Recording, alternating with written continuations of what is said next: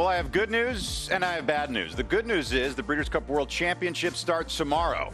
The sad news is this is the last day of the breakfast show. So grab your latte, your cappuccino, your breakfast cannoli, because we're bumping Joe Talamo to get Mike Repole. It's breakfast at the Breeders' Cup.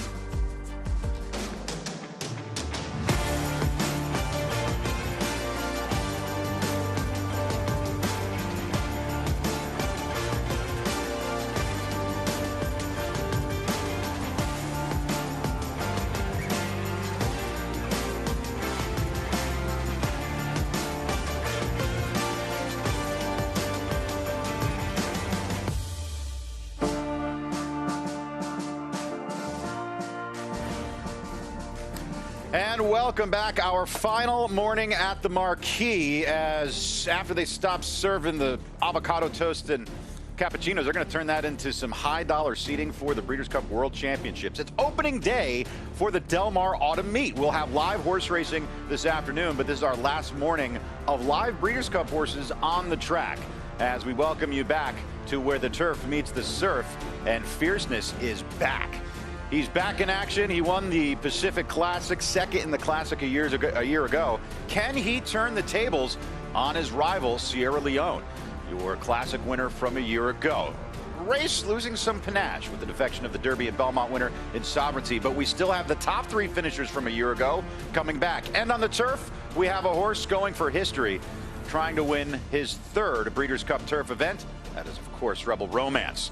All that and much, much more, as we hope to have owner Mike Repole join us on the show to talk about mind frame, fierceness, and all things Breeders' Cup related. Mike Joyce, Joe Talamo, Simon Bray, our last breakfast show here for the 2025 Breeders' Cup. And we still have a ton to get to, Joe. Yeah, we do. I'm definitely going to miss it. You need to write a book with all your opens, for sure. Yeah. Make it like a Dr. Seuss book. Instead of the cat in the hat, it'll be the Joe in the jacket.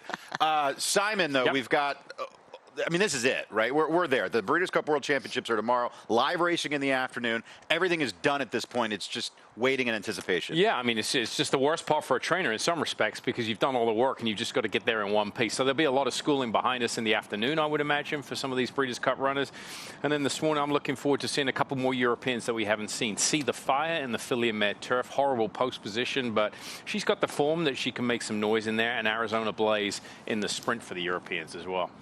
We have got a lot to do. We've got horses schooling behind us as we speak. As we take a look at our crew for the last day of the breakfast show, we are bringing back Rishi Prasad, Andy Biancone, and Michelle Yu. They have been doing excellent work all week long. I'll let you decide. Do you want to start with Andy? Yeah. Do you want to start with Andy? Let's start with Andy B. Joe wants to start with Andy. Andy Biancone, what you got?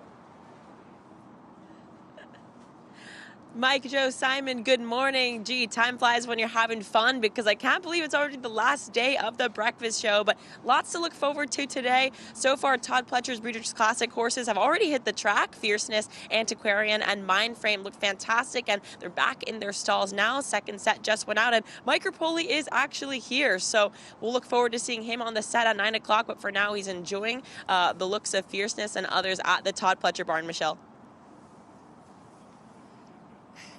Andy, we're outside here. We were actually watching journalism, but look, we got Ben Tornado right next to us. A quarter of him sold last night at the Keeneland paddock sale for a cool $1 million.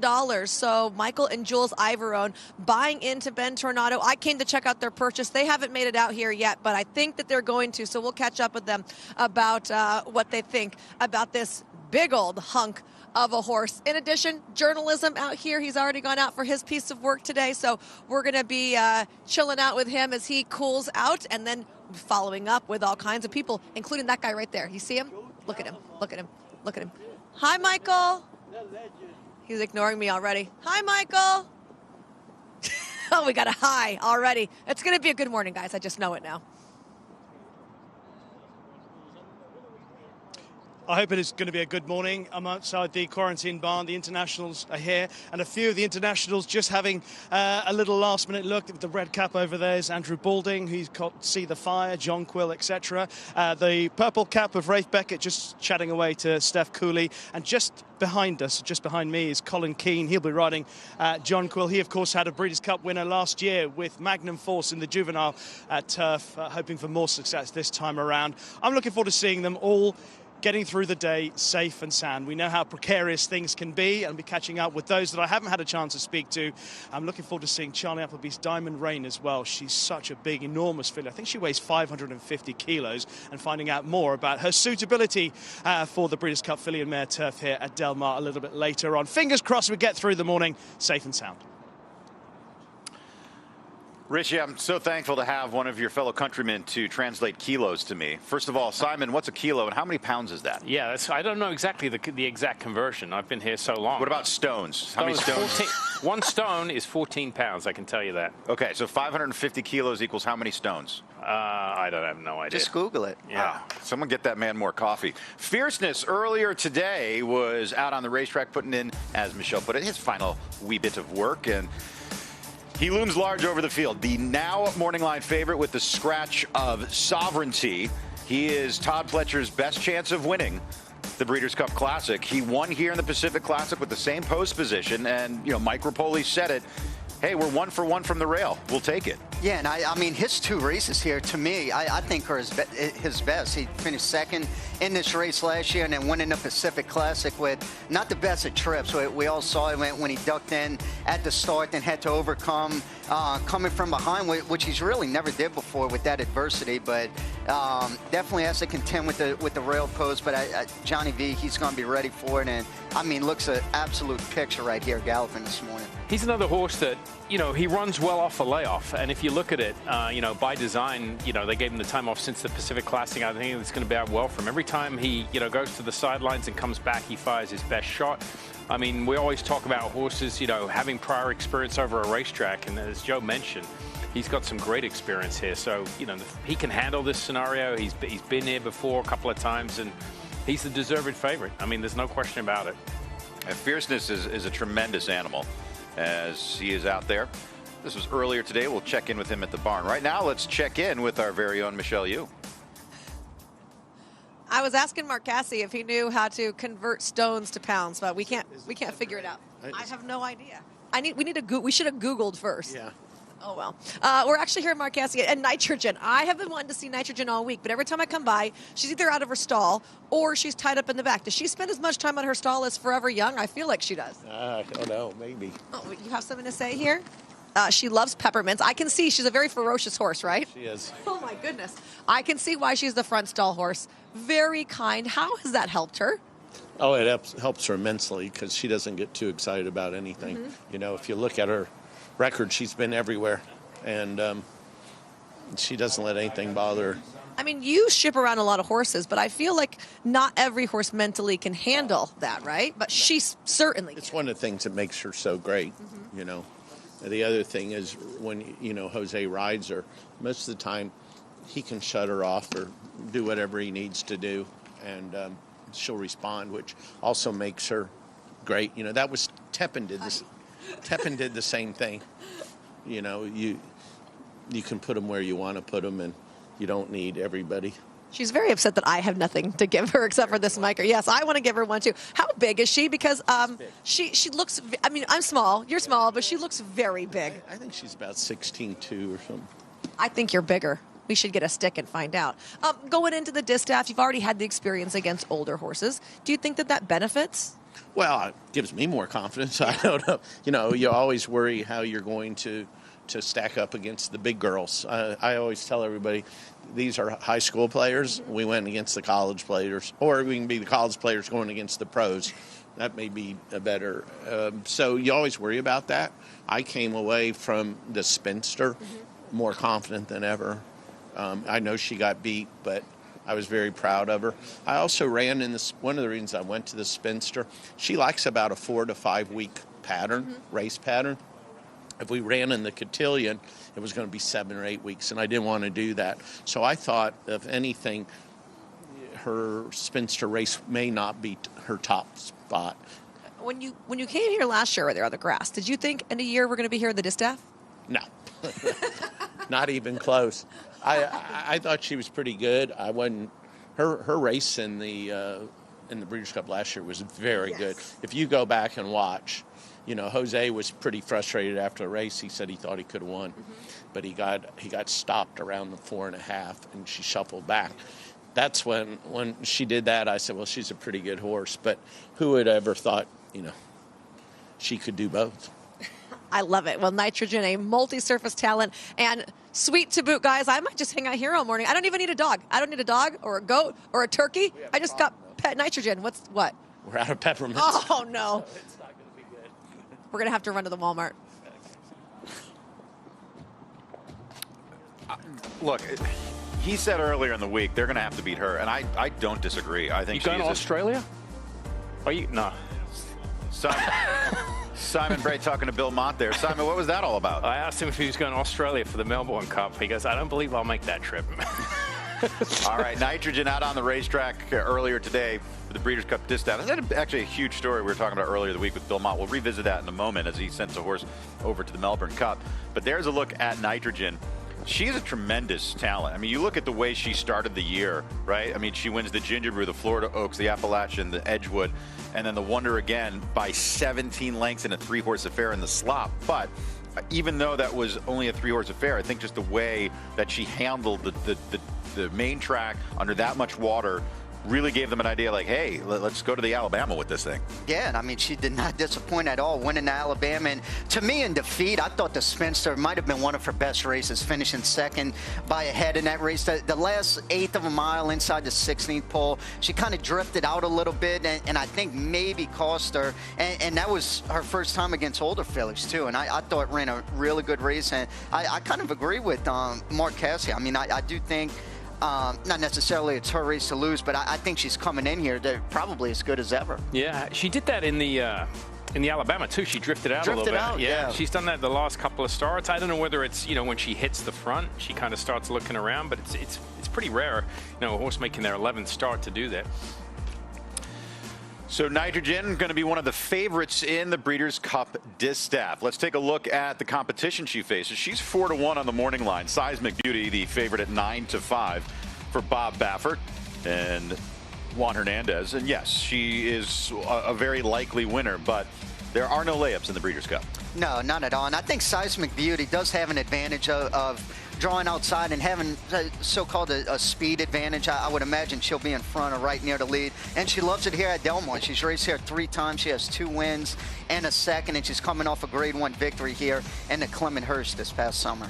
Yeah, I mean, Seismic Beauty is going to be one of the shorter prices this weekend. There's no question about it. She can dictate everything from the get-go. I mean, she clearly gets the lead. I don't see Nitrogen and her going head-to-head around the racetrack, so it's her race to lose. I mean, you just have to, again, it's kind of like the Classic. You have to assess the 3-year-old group against the older group here, because there's a big bunch of 3-year-olds in here trying to take on older mares.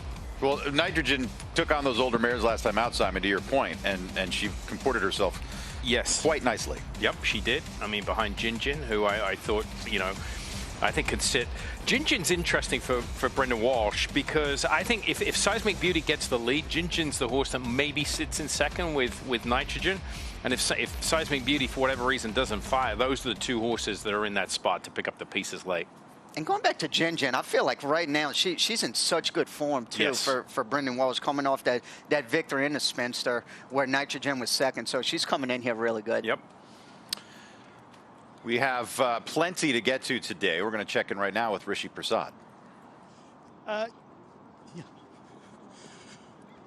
We're just walking out with Wimbledon Hawkeye, who's due to run in the Breeders' Cup turf on Saturday. Of course, a winner at Kentucky Downs on his most recent start for Frankie Dettori. His trainer, James Owen, is going to be following him out in just a moment. He's obviously got a big task on taking on the likes of Mini Hawk and Rebels Romance. But the fact that Wimbledon Hawkeye has been pointed at this race coming up on Saturday, suggests that his trainer, James Owen, who's having his first Breeders' Cup runners this weekend, he's got Aspect Island as well running on Friday. I think James Owen's got an ability of getting his horses to improve with each in every start. And it's possible that Wimbledon Hawkeye, even though he's had a busy enough season, is peaking at the right time. I might try and catch up with James. Actually, he's just coming around this way. I'll just grab a quick word with him as the horse wanders out. James, I'll walk with you, so walk fast, of course. I'm just saying, I'm just mooting the fact that this horse might still be improving at this time of the year, even though he's been kept quite busy. Yeah, he's been busy all year, but you know, his form and his figures have looked like he's improving. Physically, he's improved as well, got stronger. He loves to see the plane, and he's actually he handled the last trip really well and enjoyed it. And he comes alive. He comes alive at the track. So you know, it's a massive ask for him. It's lovely for us, me and my whole team, and to have runners here at the Breeders' Cup. You know, we've been here. So, you know, our first day here ourselves, but it's like a movie, so we're enjoying it. Enjoy the experience. Thanks. Good luck. A Wimbledon Hawkeye out on the racetrack, and we'll have more from that camp in a little bit. Let's take a look at that race at Kentucky Downs, Joe and Simon. Very unique surface, but far more European in style than the American tracks. And here's Wimbledon Hawkeye under the Hall of Famer Frankie Dettori, who also announced his retirement yesterday. We'll get to that story as well. But this was back in the end of August. Yeah, this is his first time running at Kentucky Downs. He ends up winning this race by a head. He was the favorite here. And then getting back to Frankie, he rode this course so good this past summer. I know he had ridden there before, but his agent Ron Anderson was telling me that he actually walked the course with him one morning, and he was telling him all the different angles where he would like to be and not to be. But it definitely, I mean, it makes sense all the years he rode in Europe with tracks like that. I mean, this is a 3-year-old. He was competing against in the top races, Mike, and he's just a cut below. That's why when he came to the States against a weaker group, he got the job done. So, I mean, he's got a shot. He's 20-1 on the morning line, but I could see him finishing in the top 4. Well, I think that was a big point that Rishi was trying to make. Even at this point in the year, as busy as he's been, is he still improving? He's going to have to take a step forward. Is that step there? I think it is. I really do. I think it is. But, I mean, I'm going to steal a stat from Ed DeRosa, and I want to give credit where credit's due. And he put it out there last night late and kind of got everyone by. Horses that ran at Kentucky Downs during the Breeders' Cup year, that came here and ran in the Breeders' Cup, are 0 for 125. Not their previous start, but if they ran at any points at Kentucky Downs, they've blanked. They're 0 for 125.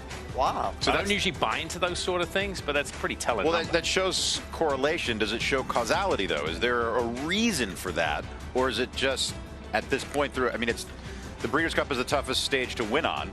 So it doesn't necessarily mean that there's something about running at Kentucky Downs that prevents you from winning a Breeders' Cup race. Right. I think it's obviously we're talking about turf races. Well, some running back 2 surfaces, but I think a lot of it is just probably timing and placement, right? I mean, whether you elect to run at Kentucky. I mean, this horse ran back in August, which dirt horses, they do take time, but a lot of trainers use. Like I wouldn't say the major turf preps, preps in New York, preps at Santa Anita, at Del Mar. So, yeah, I don't know whether there's any reason behind it.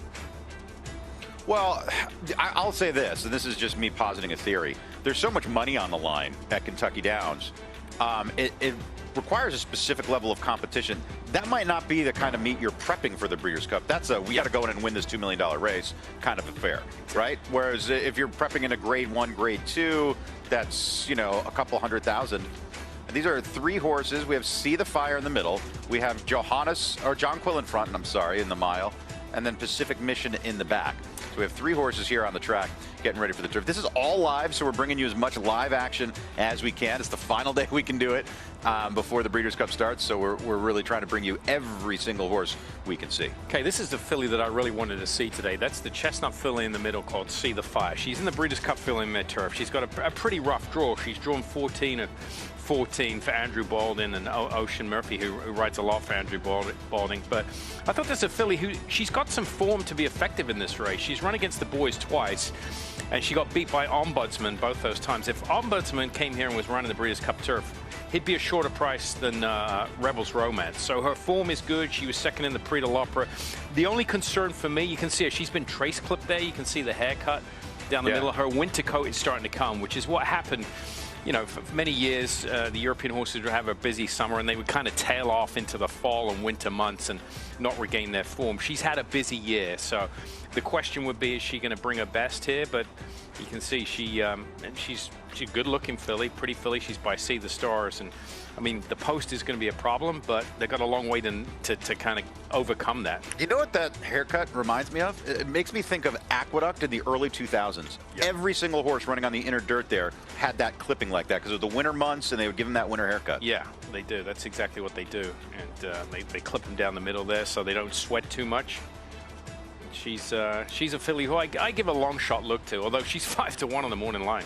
You make a good point, though, Simon. I mean, going a mile and 3/8 here at Del Mar, the turn does come up pretty quick, so being in a 14 hole. As we are taking a look, who's got the... See the Fire.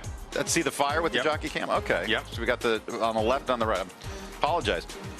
They're going to be heading into the paddock, we believe, as that's the way they're walking right now. And you can see the grandstand and all the preparations the Breeders' Cup has made. It's a great vantage point here, as it's far different than your typical summer or autumn meet days at the races. They have new seating, new stanchions. They have sections that didn't exist before. Of course, the marquee transformed into some high-end seating for the Breeders' Cup itself.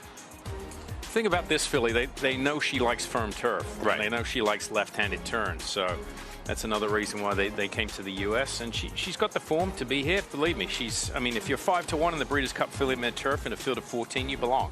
That's such a cool shot with the sun coming up there. Yeah, it's. I mean, there's nothing like Del Mar, especially in the mornings here with the sun rising over Rancho Santa Fe and getting us all warmed up. It's a little bit chilly here, but we should have beautiful weather. That's why we have the Breeders' Cup in California so often, is you can bank on the weather. And you speak into that firm turf course, Simon. The Euros that they come to California with are the ones they know like a hard turf course. Correct. Yeah, that's exactly right. I mean, the good ground here is different from good ground in the UK. So that's why they've had so much success lately. You know, they bring the right horses. They know how to ship. They've learned the tricks of the trade. It's like Aidan O'Brien. Look, he's been around here a long time. If you look at his Breeders' Cup record chronologically from 1996 to last year, I mean, he had a lot of years where he blanked. And his first win in the Breeders' Cup wasn't on the turf. It was on the dirt with Johannesburg. Right. That's correct. So there were a lot of blanks. There were a lot of 4 or 5 year gaps there where he didn't have a win. The last 3, I think since 22 or 23, he's had multiple wins every year, the last 3 or 4 years. So here is See the Fire on the turf course, going out for a gallop. She's moving great. Yeah, just on the outer part there. Talk about the equipment, the blinkers with the ear coverings here, Simon. That's what just is a that? hood. I don't think she's got eye cups on. That's just a hood, maybe to muffle the noise a little bit. They just block her ears. I don't think there are any cups on the headpiece there. I saw that when she was jogging back. This is just a hood to maybe reduce the noise and anything that she could hear, maybe spook her or get her a little upset. But she's a pretty mover. I mean, she's galloping very nicely for a horse that, you know, is coming from a totally different environment to a different situation here. She's handling it perfectly. Joe, let's say you get on the back of this filly for the first time here in preparation for the Breeders' Cup, and they say, you know, why don't you go give her a gallop and just see what it's like. What would you be looking for and trying to feel out? Just her rhythm, especially, I mean, we're 2 days out, so you don't want to do anything too quick or anything, just go out there. But visually, she looks absolutely perfect. You can see the rider is so level and just you could look right in between her ears. It's not moving at all, and she's going in a really good rhythm. She's not too rank, but not too lazy. I think she's really absolutely perfect. Into the bridle just enough to where she's getting just enough out of her gallop. Yeah, the rider likes the horse into the bridle a little bit. It takes that element of risk of them, you know, like spooking or looking around. You have a firm hold of their mouth, so you have a little more steering. They're just, you know, they're not used to these lead changes, and I wouldn't aggressively force this filly to make a lead change when you're just trying to do a gallop here, because sometimes if you do, then they can jump in the bridle and take off, and you want to keep her balanced. You don't want her to, you know, knock herself with her other leg. Keep her very balanced. So yeah, she's going around there really, really well for a horse that's in this environment for the,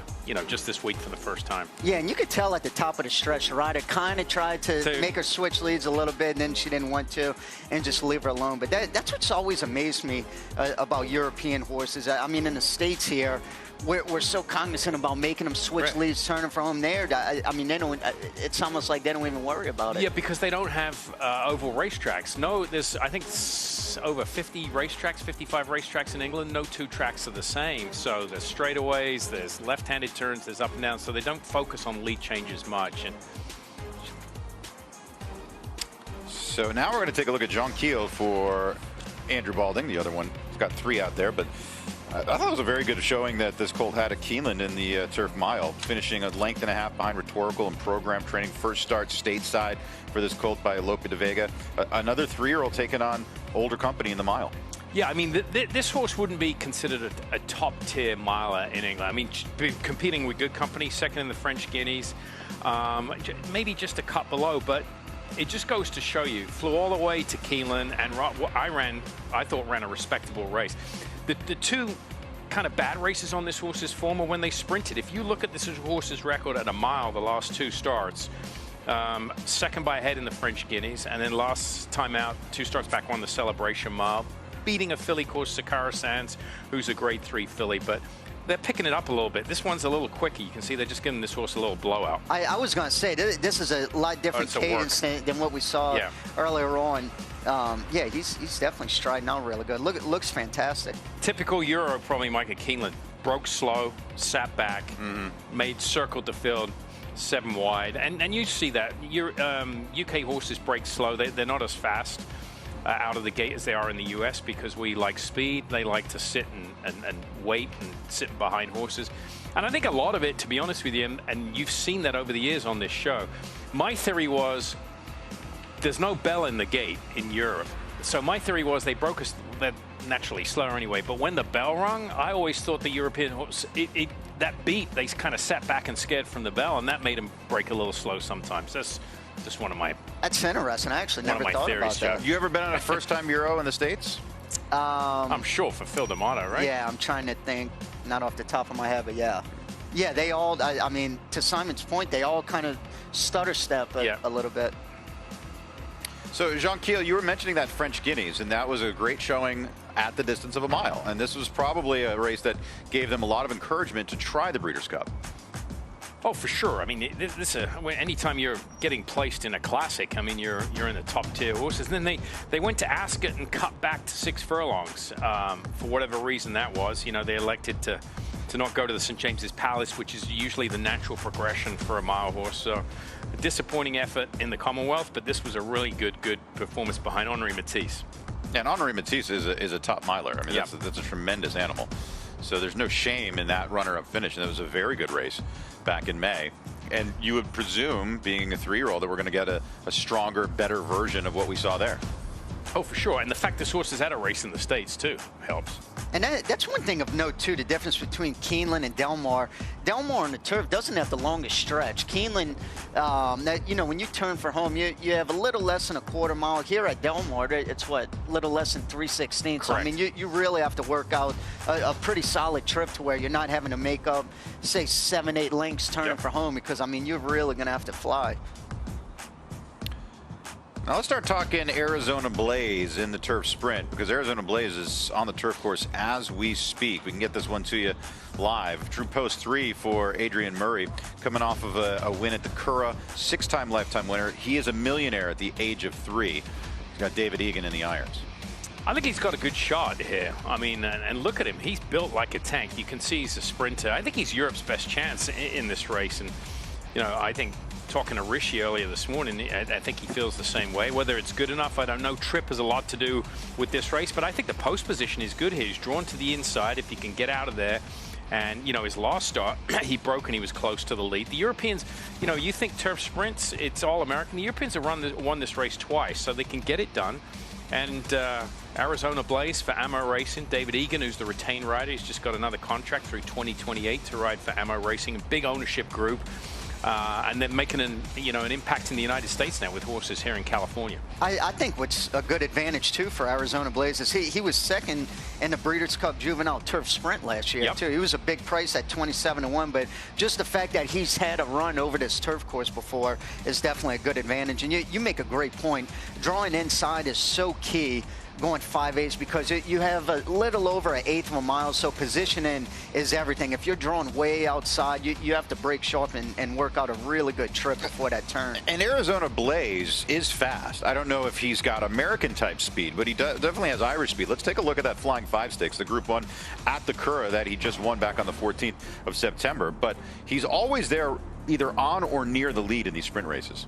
I mean, even last year, he was only 3 1/4 lengths off the pace, which I feel like is really good, especially going 5/8. You don't want to be too far back, but positioning is going to be everything. And you make a great point, Simon. I think the post form is perfect in the 3-hole. I think having raced here goes a long way because 5 furlong sprint races in Europe, they don't have a turn. They're all straight. I mean, every single one of them is just a flat-out sprint. It looks like an Olympic 100-meter sprint. So the fact he's been here and he's shown the ability to break and navigate that turn as it comes up so quick is key.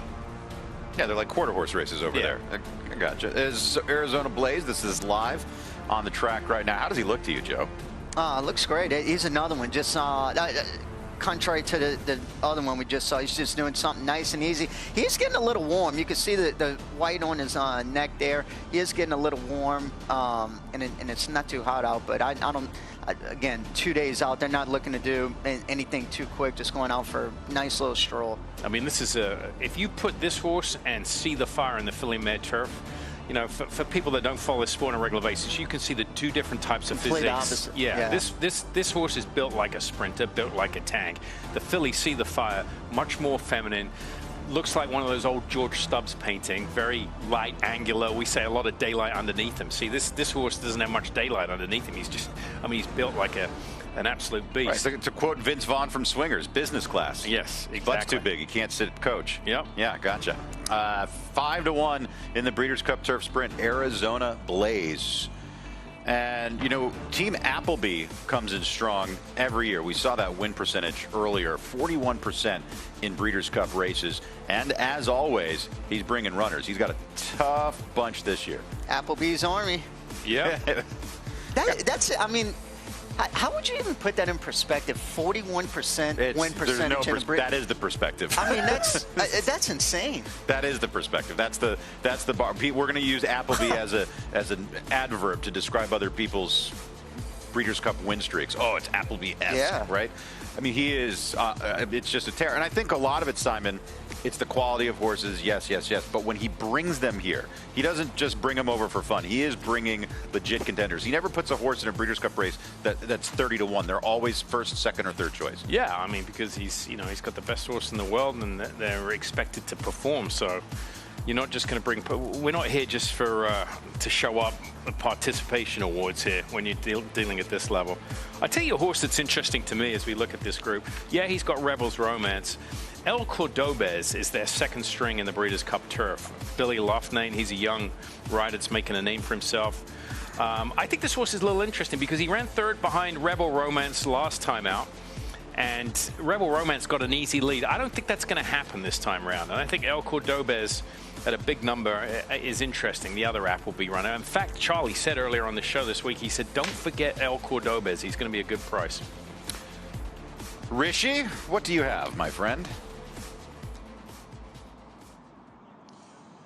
Well, Mike, I was chatting away to Charlie Appleby this morning about a horse that has really piqued my interest all through the season, and that's Diamond Rain. She runs in the filly and mare turf. I remember watching her run at Haydock on her first run of the season back in May, and I was struck by just how much she had grown from 3 to 4 and how large she was. And I know often we don't talk about females and their weight, but I went up and asked Connections, I said, how much does she weigh? They said she's 550 kilos. Now, this morning I was chatting to Charlie as well, and I said, what is she weighing at the moment? He said it's still the same, 550 kilos. And what does the average older filly weigh? And he said to me, Cinderella's Dream, for example, who would be considered in terms of size quite average, who also races in the filly and mare turf, stable companion, she weighs around 490 kilos, which is a huge disproportion between what Cinderella's Dream weighs and what Diamond Rain weighs. And she wouldn't be the most obvious horse that I would have considered for a sharp track like Del Mar. Yet Charlie must, you guys are just talking about his strike rate. He knows what he's doing when he brings horses over here. And the fact that she's had that spin where she just got touched off by She Feels Pretty on her most recent start, it seems to me that Charlie Appleby has found something, or he's seen something in Diamond Rain to think that even though she's a big, enormous filly, she can cope with the demands of a tight turning track in North America, because just physically, you look at her and you go, no, not for me, thank you. Physically, she is for me. I like them a little thicker like that, Rishi. But thank you for the thank you for the perspective. He's also right behind us. Did you need a coffee, my friend? We've got Tatiana's coffee shop here making fresh lattes. Okay, Rishi, real quick, while we got you here, talk a little bit about Billy Loughnane. He's really made a name for himself as a young rider already, and getting support from Godolphin. I don't know whether you've heard the moniker, but they're using something called Billy the Kid to describe him. In fairness to Billy Loughnane, since he started, his father Mark is a trainer back in the UK, and I remember bumping into Mark at Kempton Racecourse about 2.5 years ago, and Billy was just coming up the ranks, and I said to Mark, I said, what's he like? He said, even though he's my son and I'm biased, he said he's so professional and dedicated already. So when he was 16, 17, he was already into his fitness more than the average 16, 17-year-old apprentice. He was also into his nutrition because he's quite tall. He was really keen on balancing his weight. But above all that, his professional attitude allied to his skill is what's been borne out in the last few years, the last couple of months as well, because he's getting more rides now for Charlie Appleby. A lot of the top trainers, he's a go-to jockey when they have spare rides. And the breadth of trainers that he now rides for is quite extraordinary, considering he's still so young and establishing himself. Obviously, he's closely associated to George Bowie's stable, which is a stable that is just getting better and better every year. But whenever William Buick can't make it for some rides, he rode Rebels Romancer in a Grade 1. So he is a jockey who we're only going to hear more about in years to come. And when the likes of William Buick and Ryan Moore step aside and leave the centre stage, he's definitely a candidate to be front and centre. On this Diamond Rain, she's a beast. Looks like a specimen. Well, 550 kilos, that's what Mike Joyce likes. For a horse going around this track, I'd want something a little lighter, but the fact that Charlie thinks she can do it is enough for me. Hey, I've got a quarter horse background, so the bigger the better, and the more muscled out. She grabs my eye. I'll tell you this though, Joe, what Rishi was just saying, it's no different in the UK than it is in the US. For a young jockey, success begets success. When you show you can do it, you get more opportunities, and it snowballs. That's why when you're cold, it's really hard to get back going. But once you start going, the success starts following those wins. And what Rishi was saying too, the dedication that he started doing everything at such a young age, nutrition, working out. You really have to make it a lifestyle to be successful like he is. Well, that is Diamond Rain. Great info from Rishi Prasad as we have Rebels Romance on the track. Once again, he's going for history, trying to become a 3-time winner of the Longines Breeders' Cup Turf. One of the most magnificent and well-traveled animals in the world. He's won Group 1s on 9 continents, even though there's only 7 and only 5 of them have racing. Rebels Romance is truly a world traveler and one of the most accomplished horses in this year's Breeders' Cup. And I think too, Simon, his pose is perfect with the one holes, not too far out, but with his style kind of tracking right off, I think that's going to be ideal for him. Yeah, this is going to be one of the most, if this horse pulls this off, this will be one of the most, I think, sentimental wins of the whole weekend. Inside post, he likes to be close to the lead. He's going to get a little competition up there for the early running, I think. So we'll see how he handles that. You've got Salawi, who was pretty quick in the Canadian International last time out.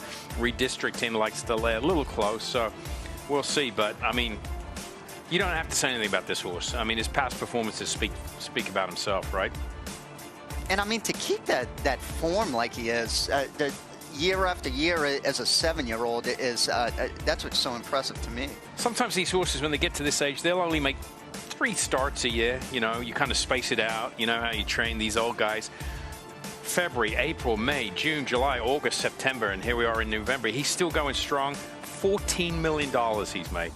It's just a tremendous campaign. I don't know that we celebrate him enough. We handed him a trophy for the champion turf mail a year ago, but I honestly don't think that this horse grabs enough headlines for everything he's accomplished and what he really is. And he's won, look at that, he's won 20 times. And crazy. On the biggest stage. That's yeah. No, I feel like as a member of the media, I'm failing Rebels Romance and giving him his just due. Trying to join that rarefied air, becoming only the 3rd horse to ever win 3 Breeders' Cup races, but winning the same one in 3 consecutive years. He's the first one to do it since Goldakova would have done it in 09, 010, or 08, 09, and 10. And this horse will be the first to ever do it in this race, the Longines Breeders' Cup Turf. Yeah, just, I mean, back-to-back would be great. He missed in 23, but, I mean, it's just remarkable to pull off those, any Breeders' Cup race once, let alone 3 times. El Cordobz was in that Turf Classic behind Rebels Romance. He actually finished 3rd. The stablemates were split by redistricting. Johnny V was aboard that day. Here's a look at El Cordobz moments ago out on the turf course. This is my price play in this race. And I know he's second to Rebels Romance, but look who he beat in his last start in the UK. Was Wimbledon Hawkeye. Came here and won at Kentucky Downs. We just talked about it. Look at the way he travels. I mean, he's got a good way of going, a little more aggressive and into the bit. Yeah, you could see compared to Rebels Romance, he's picking it up a lot, but in a good way, too. This is kind of the energy you want to see a couple days before. It's not, I don't think he's going too fast, but he's into the bridle in a good way, and this is the type of energy you want to see before a big race like this. Like I said, Rebels Romance, don't get me wrong, he got alone on the lead up in Canada, and I think that helped his cause. You know, nobody could really play catch up, so I think the tactics are going to be a little different this weekend. We're going to take a look at El Cordobz in the Sword Dancer. That was his first trip stateside. Grade 1 affair, and he beat Rebel Red, Nation's Pride, in a good bunch in that race. He had the rail. Flavien Prat handled him expertly as he got the victory. Turn for home, it's all over but the crying. Yeah, he had to work out a good trip on the Flavien, which he did. He was pretty much last at the quarter pole, and then you could see he's finding the seam right there. I read Ortiz was right to his outside, trying to kind of keep him in here, but this is a type of kick that was very impressive to get up by a half a length in the end. Yeah, I like the kick he showed. I mean, he's not a grinder. He showed a little bit of a kick there and a burst of acceleration. So, yeah, he's my long shot play in the race. So the term that everyone loves when it comes to turf racing, sometimes it's overused, but is turn of foot. When you talk about turn of foot, is this the kind of horse who can motor home against Grade 1 company like this and pass horses down the stretch? I think he's got to improve a little bit. You know, I think if you ask, the Europeans like ask Rishi, he would say, he's a cut below. That's why, most of these horses come from Europe in the summer, and they come over here and win. Wimbledon Hawkeye, Nation's Pride, finished 3rd in that race. This horse, El Cordobz, and they wouldn't be considered the top-tier middle-distance turf horses in Europe. That's why they come to the States in the summertime, and they usually win. But I think he's an improving horse. I know he's had plenty of starts. Well, not many. He's only making his 12th start, but I think he's improving at the right time. I mean, that was a good race to me, and I thought he just couldn't play catch-up against a lone pace-sitter in Rebels Romance last time out. We are going to take a break, but a good look at the Appleby runners. And coming up at noon Eastern, 9 Pacific, in the 9 Pacific hour, Mike Repole is going to sit down on the set. He has 2 shots at the Breeders' Cup Classic with Fierceness and Mindframe. And it's a toss-up as to who has more talent. Fierceness has the accomplishment. Mindframe, though, scintillating when he hits the track. More from The Breakfast Show after this.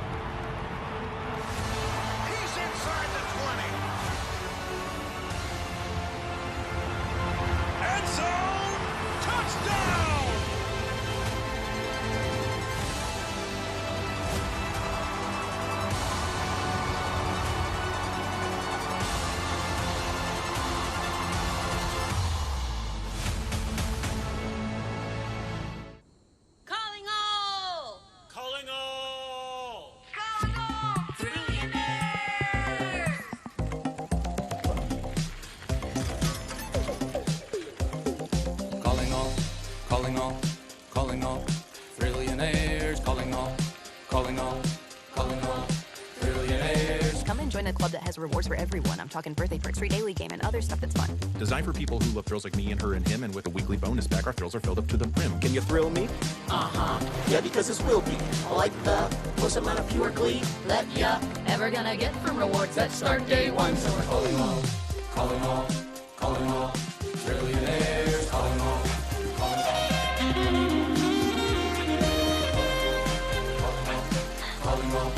trillionaires,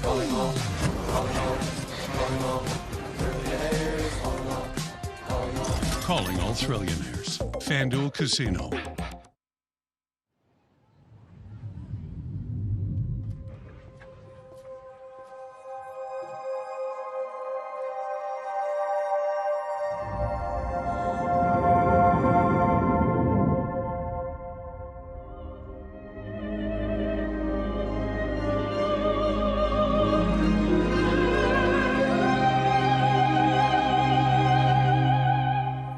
machine. Elegance is an attitude. Zenyatta going to hook to the outside. Meanwhile, it's Colonel John Summerbird in the red cap. And Zenyatta's come to the outside. Zenyatta coming flying on the grandstand side. Gio Ponti on the inside. Summerbird is right there. This is unbelievable. Zenyatta, what a performance. One we'll never forget. Looked impossible. That race still gives me goosebumps. Zenyatta's 2009 Classic, her first trip against the boys, and she dominated. What an animal, one we will never see again. I mean, she was just unbelievable. Did you see her after the race? Yeah. It didn't even look like she ran. Yeah, well, she only ran 200 yards, right? She was as great an animal as we've seen this century, without a doubt. Yep. For sure. Let's talk about your favorite Breeders' Cup class. That's my favorite Breeders' Cup race ever, the 2009 Classic. Joaquin likes the 97 Classic. I'm still not convinced. I'm sorry, the 87 Classic. I'm still not convinced that Joe rode that turf sprint in 2009. And then Simon had something to do with the 95 Classic. But your favorite Breeders' Cup race, join the conversation on X. How about the 88 Breeders' Cup turf? Great communicator. Okay, 6'3" Exacta Box. Dude, do you bet 6'3" Exacta Boxes all day? That would be awesome, actually. Easy answer for me. 2013 Breeders' Cup Classic, where the brilliant Gary Stevens got Mucho Macho Man honed by a micron to win me the pick six. Yeah, Greg? As the 91 Breeders' Cup Classic, Black Tie Affair beating Twilight Agenda. The reason being my dad hit the Exacta. And now that my dad has passed, I have come to appreciate the father-son moments that we had at the races so much more. Now that's heartwarming. Thank you, Cliff, for sharing that. Fidel Lopez, well, Flightline, that was a breathtaking moment, and one of those moments that you almost can't quantify. You just have to watch over and over again to talk about. Yeah, I forgot he got that. You could see him getting floated out there, turning for home. But what a racehorse he was. My favorite, not my favorite, but one of my favorite Bob Baffert quotes ever was after Flightline won by like 175 lengths. Country Grammar finished second, and Bob Baffert comes down and goes, "Hey, my horse thinks he won." It was great. So funny. All right, let's check in with Andy Biancone as she caught up with the Hall of Famer Bill Mott. Well, I know we have lots to look forward to from the Bill Mott team here at the Breeders' Cup, but also lots to look forward to overseas. Bill Mott and Parchman Party look to make history with the first American horse running in the Melbourne Cup. Bill, walk us through the decision to go to the Melbourne Cup and how he got there, etc. Well, we had, found out that he's a real staying horse, and he's done real well in some of the very distance races, 1.5 mile, 1 3/4 races. On the dirt. He won a stake in New York that was originally scheduled for the turf. It was taken off, and he won very easily. However, in that particular race, it was a win-and-you're-in race for the Melbourne Cup. And even though they ran our race on the dirt, he was still got the privilege of the win-and-you're-in status. So the owners wanted to give it a try, and they're very excited about it. And it's been quite a process to get him there. We had to ship from New York. We had to go into to England. We had to do over 2 weeks quarantine in Newmarket, and then from there we had to fly to Australia, and then we've been in quarantine there, but always allowed to train from the quarantine center that we were in. So he's had works in England. He's already had a couple breezes in Australia. He breezed actually his last breeze. They put the monitors on him that monitor everything, the speed that they're going in and the heart rate and all that sort of thing.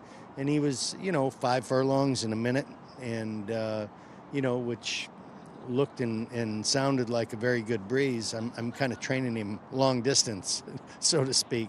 But we've got Joe Robinson over there from the farm, from Pin Farm, and she's handling everything. She's getting on the horse, and she's negotiating all the trials that we have to go through to get him there. They're very strict on the veterinarian inspections. We've gone through 2 CT scans.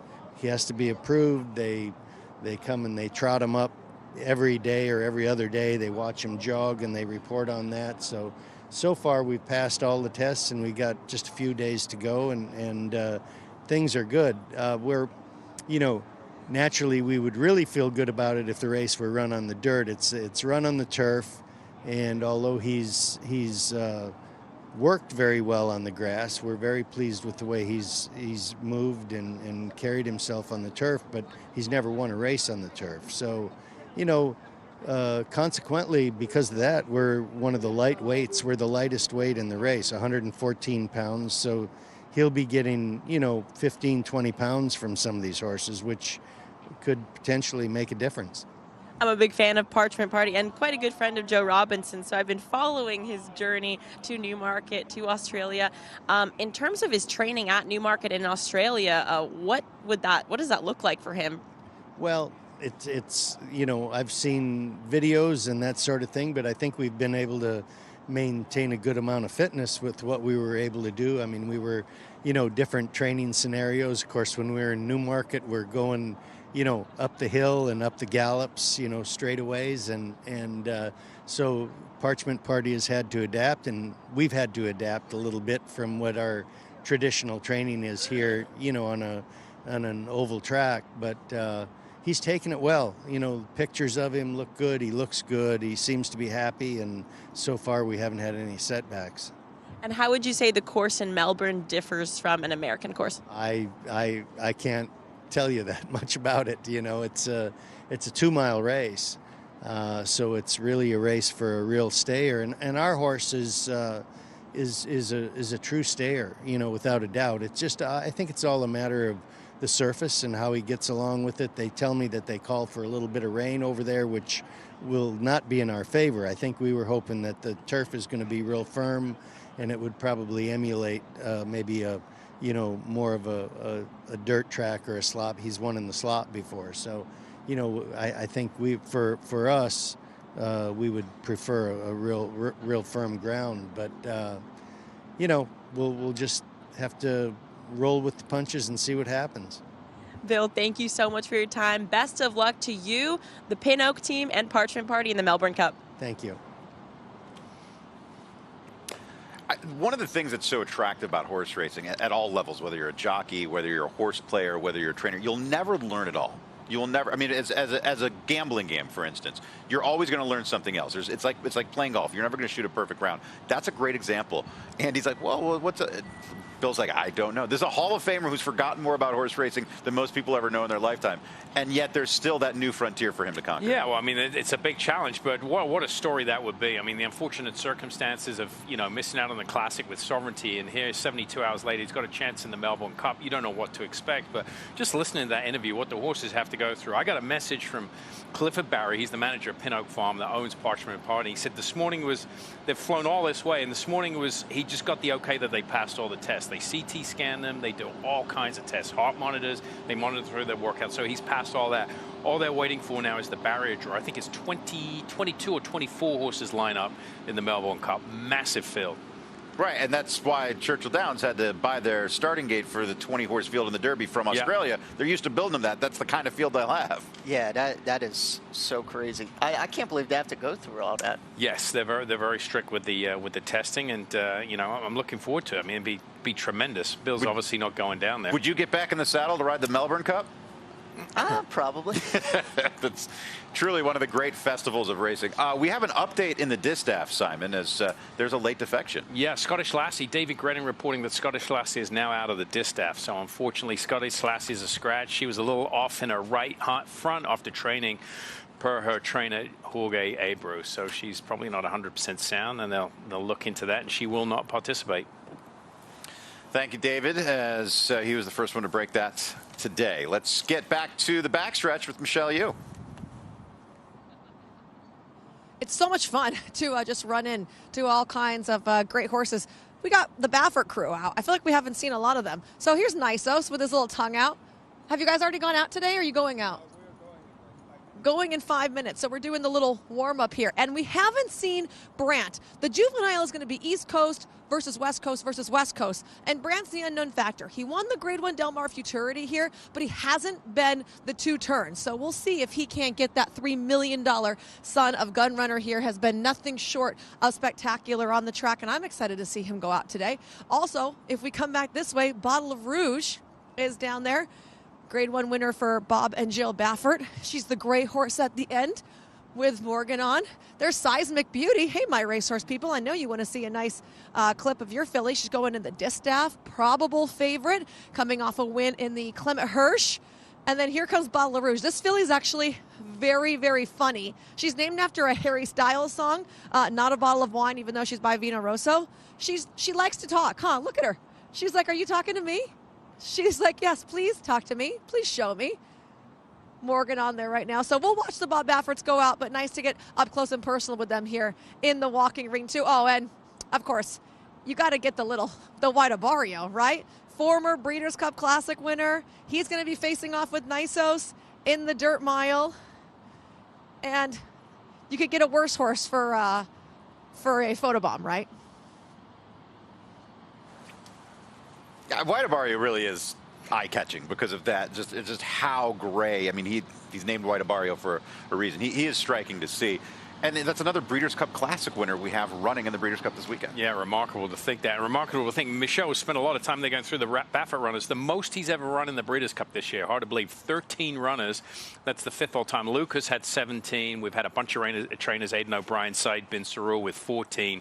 Bob Baffert bringing 13 here. Obviously, he's doubled up in a lot of races. We're used to seeing that in California, so the chances of him winning multiple races are a little tougher, but he's got some good shots this year. There's no question about it. And I think the advantage for Bob, too, is a lot of those horses had prep races here already. Yeah. They've run here this summer, and they were training up at Santa Anita. It was only a less than 2-hour van ride down. They didn't have to come, from another country or from the East Coast. So that's definitely very advantageous.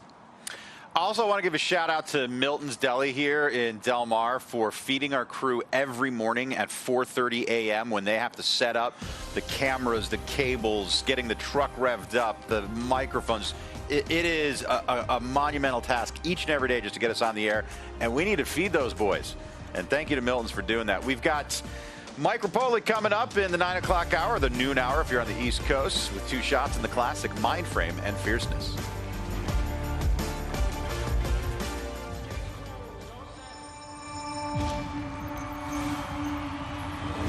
At Calumet Farm, we're proud to offer proven stallions to fit every breeder's needs.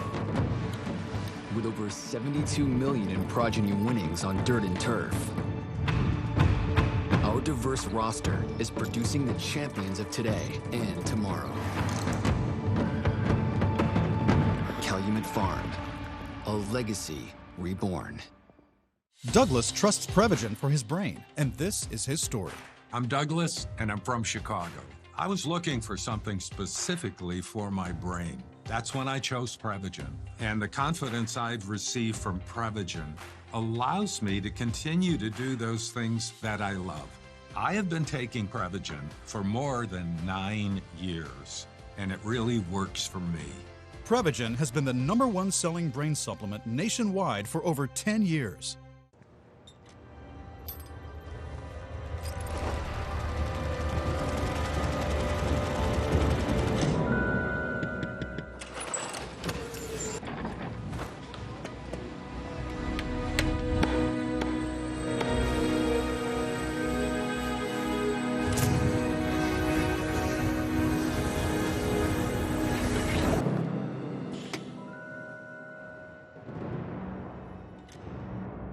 A John Deere 3 Series tractor lets you tackle those bigger jobs with simple, intuitive controls that put the power in your hands and quick connect solutions to swap implements quickly with ease. From rotary cutter to rotary tiller to front loader.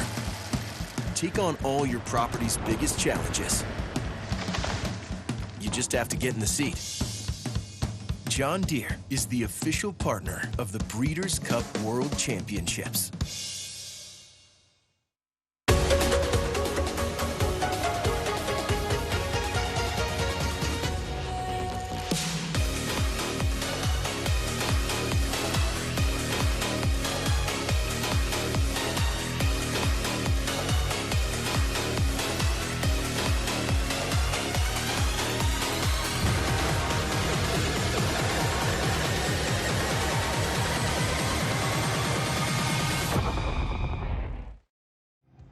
NetJets is more. And with NetJets, you get more. More exceptional service. Heightened safety standards. And anytime access to where you're needed most. Do more and miss less with NetJets.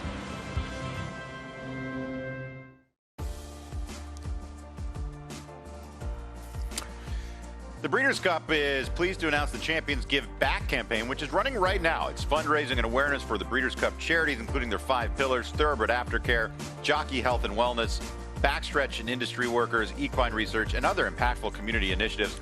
$1 from every official Breeders' Cup cocktail, that's the Tory Cup featuring Maker's Mark Bourbon and the Garland featuring Chopin Vodka, will be donated to Breeders' Cup charities. Also, now through the Breeders' Cup World Championships, that's tomorrow, every dollar you give to Breeders' Cup charities will be matched up to $50,000 by philanthropist and racehorse owner Ken Fryrick.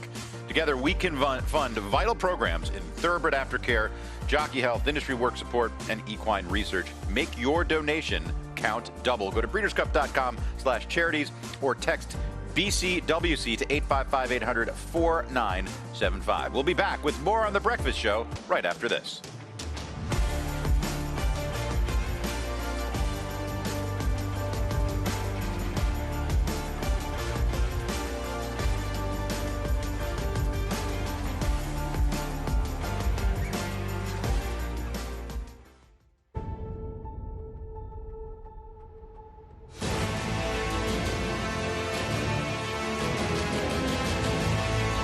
They come on for the finish in the Pilgrim Stakes. Annapolis by a head. It is Annapolis in front. It is Annapolis to win the Coolmore Turf Mile.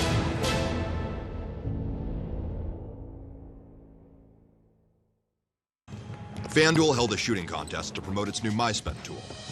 MySpend makes it easy to view your deposit and bet history all in one place. Because betting without knowing how much you're spending is like shooting in the dark.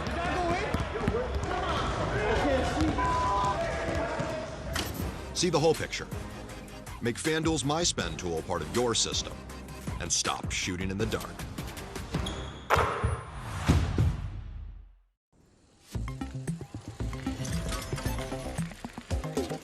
Calling all.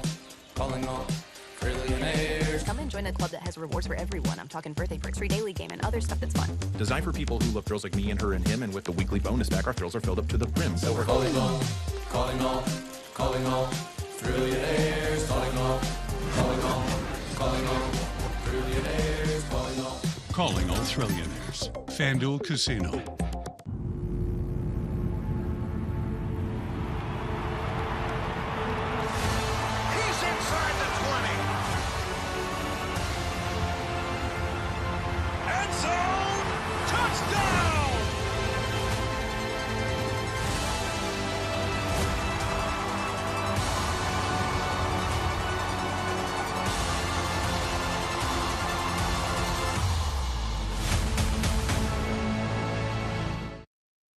Into the stretch, and Sierra Leone has circled up on the outside to take the lead.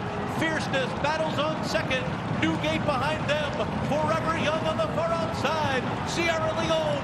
Fierceness digs in. Newgate. Forever Young. Sierra Leone close to home. Sierra Leone does it in the Breeders' Cup Classic. We have 2 Breeders' Cup Classic winners running on the Breeders' Cup card. I'm not sure that's ever happened before. Sierra Leone trying to repeat in the Classic, being the first and only the second horse to do so since Tis Now. There's a look at him on the racetrack right now. Yeah, he's looked good all week, galloping out there. Kind of puts his head down, gets in a really, really good rhythm, and yeah, looking to do it back to back. There's a good look at him on the racetrack. Of course, the defending Breeders' Cup Classic champion is now second choice on the morning line at odds of 7-2. The horse he beat last year is the morning line favorite in Fierceness. These two have had a fierce rivalry throughout their campaigns, both as 3-year-olds and as 4-year-olds. And it's hard to talk about one and not talk about the other, Simon. Yeah, it is. I mean, they've been taking on each other quite some time, and Fierceness had the upper hand of Sierra Leone. The problem is Sierra Leone just picked to run his best race in the biggest race, and a lot of that had to do with the pace. I said this earlier this week, he needs pace to close into. He's a deep closer. He's got that deep grinding running style, you know, late, and he got that pace last year, 44. Anytime they go 48, 49, the table is not set for him. It's not quick enough up front. The field doesn't come back to him. That's why the pacemaker's in there. It's going to stretch the field out a little bit and just ensure an honest pace. I love the rivalries, though. You have a rivalry between Sierra Leone and Fierceness. We had that rivalry of sovereignty and journalism, but with sovereignty out, let's not forget, Baeza was chasing journalism and sovereignty around the racetrack. He would love to turn the tables on that. So you have a little 3-year-old rivalry, a little 4-year-old rivalry. They're all trying to win the race. You have the 3-year-old class against the 4-year-old class in general. You've got a lot of storylines and a lot of ins and outs in this year's class. Well, I think that's one of the problems with our sport trying to sell it is you know, the names, people don't, they're not familiar with the horses. I mean, obviously the greatest rivalry in horse racing was in Easy Goer Sunday Silence. This year we've had it. We've had horses stay in training.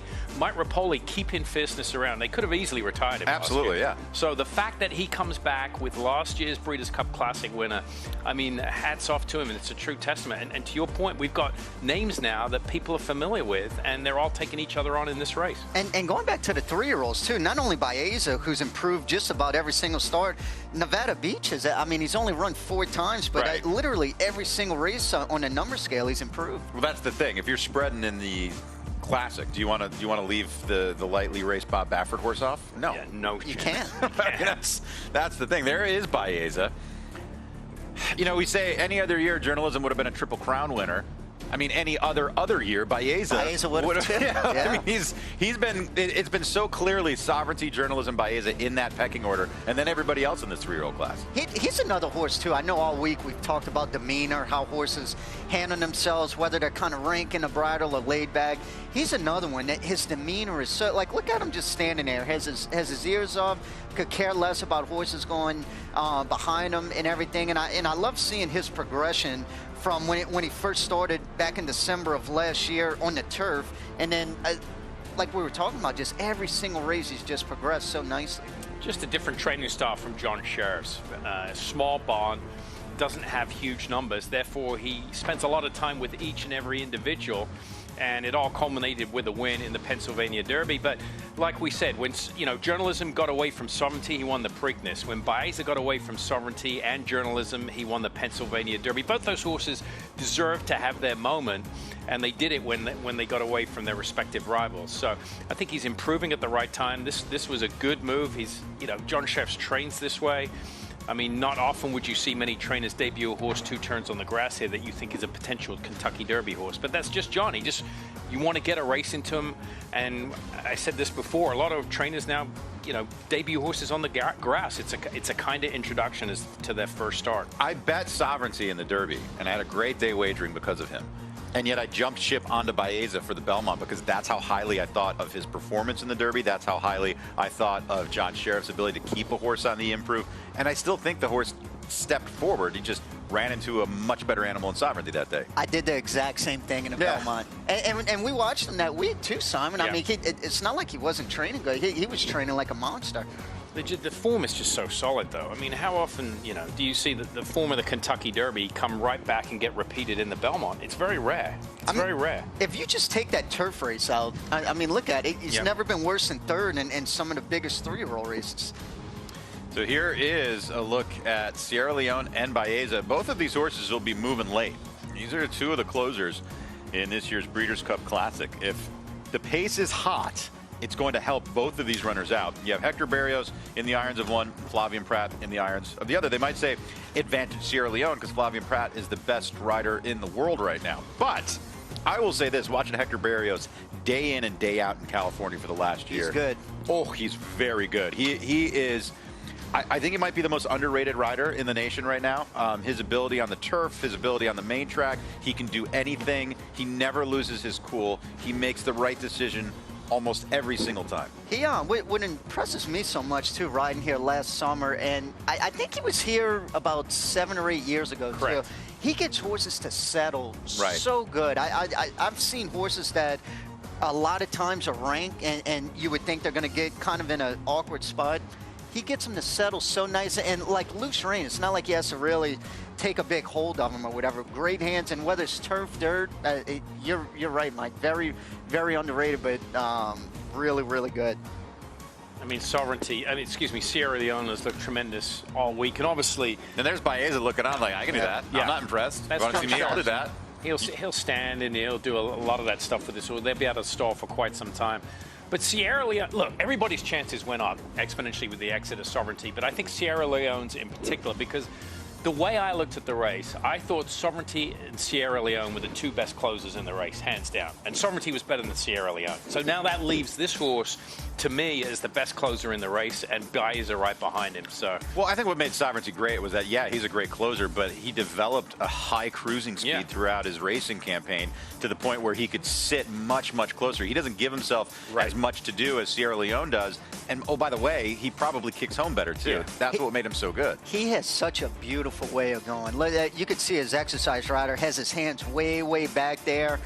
He doesn't have to pull or do anything. I mean, this is exactly how you want to see a horse gallop. One of those few instances, he was a $2.3 million yearling where he's made his money up. I mean, a lot of the time we're talking about the other way around. I mean, he's made $7 million. Well, the other thing about Sierra Leone, too, is that, you know, you're talking about how he's such a good mover. The heavyweight division in horse racing in this country is older horses going 1.25 miles. It is 1.25 miles. That 10 furlongs is the distance. He is a 1.25 mile horse. Sovereignty is a 1.25 mile horse. You have to be a true 1.25 mile horse. And you can make the argument that he is as good at 1.25 miles as anybody else in the world on this surface. Well, not only that, if you look at Sierra Leone, I feel like every horse, they'll have a bad day, not so good day. His bad day is running third. Yeah. It's not like he said his worst races is when he's run third. He's never been worse than that. There's a look at him. Just taking a look at Sierra Leone galloping, and then Baeza looking on, as we saw moments ago, as the 3-year-old is going to start. Well, he's not doing anything. He's just kind of sitting there chilling. That's what I mean. Look at his demeanor. I mean, he's just chilling. So John Sheriff's, though, you know, he's not a hustle out of the barn, get around the racetrack, get back in. Treats them all like individuals. He is patient. He takes his time with them. And Baeza, taken after his trainer, looks very patient as we check in with Rishi Prasad.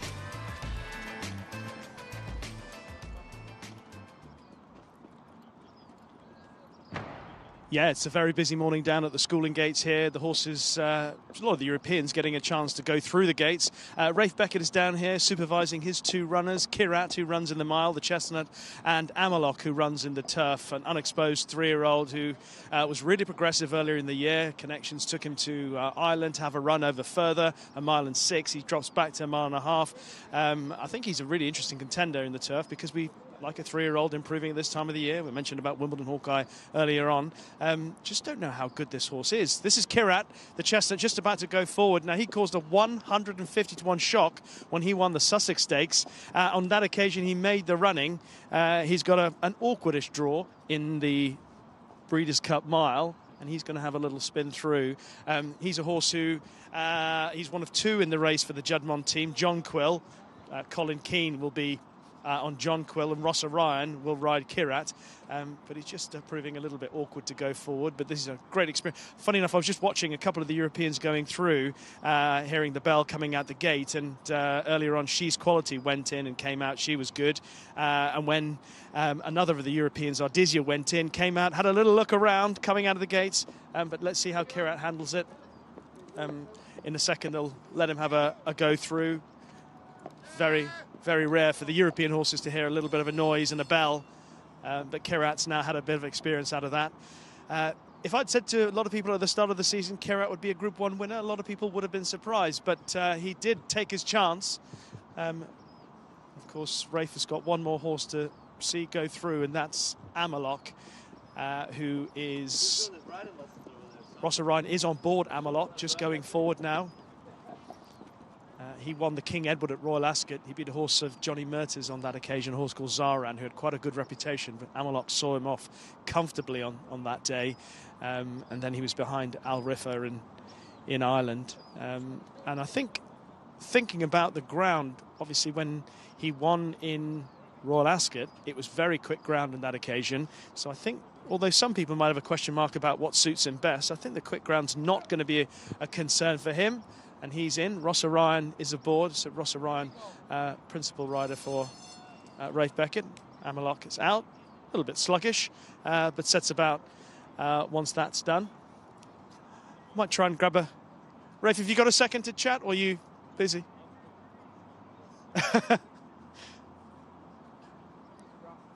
Rafe Beckett, of course, had Stardust win last year. Caused a bit of a shock in the sprint. And he's had another very good season. He's actually got a lot of good 2-year-olds that we can look forward to for 2026. He's had a good season again. He was telling us about Kinross, who was a bit unlucky in the Breeders' Cup Mile here a few years ago behind Modern Games, and he's just watching his 2 horses going right around the track, making sure that they finish up nice and comfortable and that there are no issues with them. I think at the start of today's show I mentioned to everyone that we've seen how precarious things can be here at the Breeders' Cup. Even a horse of Sovereignty's ilk sadly picking up a temperature. You just want to get through this week safe and sound without any issues, and this is the final minutes before kickoff, or before the start of proceedings, and we'll try and find out just a little bit more about these horses. We have seen, I mentioned She's Quality, trainer Jack Davison was here overseeing proceedings. Jack Davison will be having his first ever Breeders' Cup run. It's been a dream of his. I had a brief word to him as he wandered past, very excited about it. And she's got a decent chance, She's Quality, in the Breeders' Cup Turf Sprint on Saturday. She's a horse of real quality, as her name suggests, but competing in a lot of good races without any luck. She's finished placed in so many Group 1s this season, and I'm hoping that she'll be able to show her best form. Just keeping an eye on, so difficult with the sunshine here to make sure where everyone is, but as soon as Rafe's horses can just ease off, we'll be able to grab a word with him about those 2. He was telling us about, whilst waiting for the horses to come down, about Kinross retiring, or what a fabulous horse he was. Won a couple of Group 1 races for him, and ran a mighty race in the Breeders' Cup Mile a few years ago, but sadly his racing days have come to an end. But however, Rafe is here with a couple more. He's just observing the horses just easing off. Amelok, I think he's just coming to a halt, along with his other runner Kirat. And here is Amelok and Ross Orion. All happy, Rafe? No issues? Looked okay to me, Rishi. Yeah. So just tell me, when the horses come out the gates here with this experience, just a little bit about what you want to see.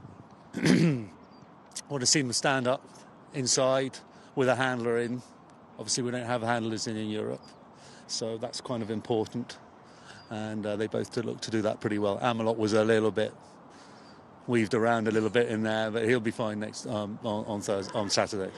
I mentioned about the ground for Amelok because some people might point out that he ran well in Ireland and might do well with a bit of juice in the ground, but the Ascot win was on really quick ground. You must be pretty confident about him handling it here. Yeah, he took a while to get over Ascot, but I'd be pretty confident now that he's a hardier campaigner now, so I'd be pretty hopeful that he'll handle it well. Kirat, I was just reminding our viewers, 150-1 winner of the Sussex Stakes, caught a few people out by surprise. What are you expecting from him since the Sussex Stakes? What do you make of the runs after that? Well, he came back with a small issue, muscular issue after York, and then obviously he needed the run in France when he had a penalty to give away in the Group 2. So always felt this might really suit him. He is best on a turning track, obviously, and it was well worth the shot. Finally, Rafe, can I just ask you about the horse that your cap remembers, Kinross, who I was saying to you, I'm unlucky in the Breeders' Cup Mile here, and you said with an average draw. Yeah, with an average draw, he's only beaten half a length. With an average draw, he'd have been tough to beat. He was a special horse. We won't have another like him, Rishi.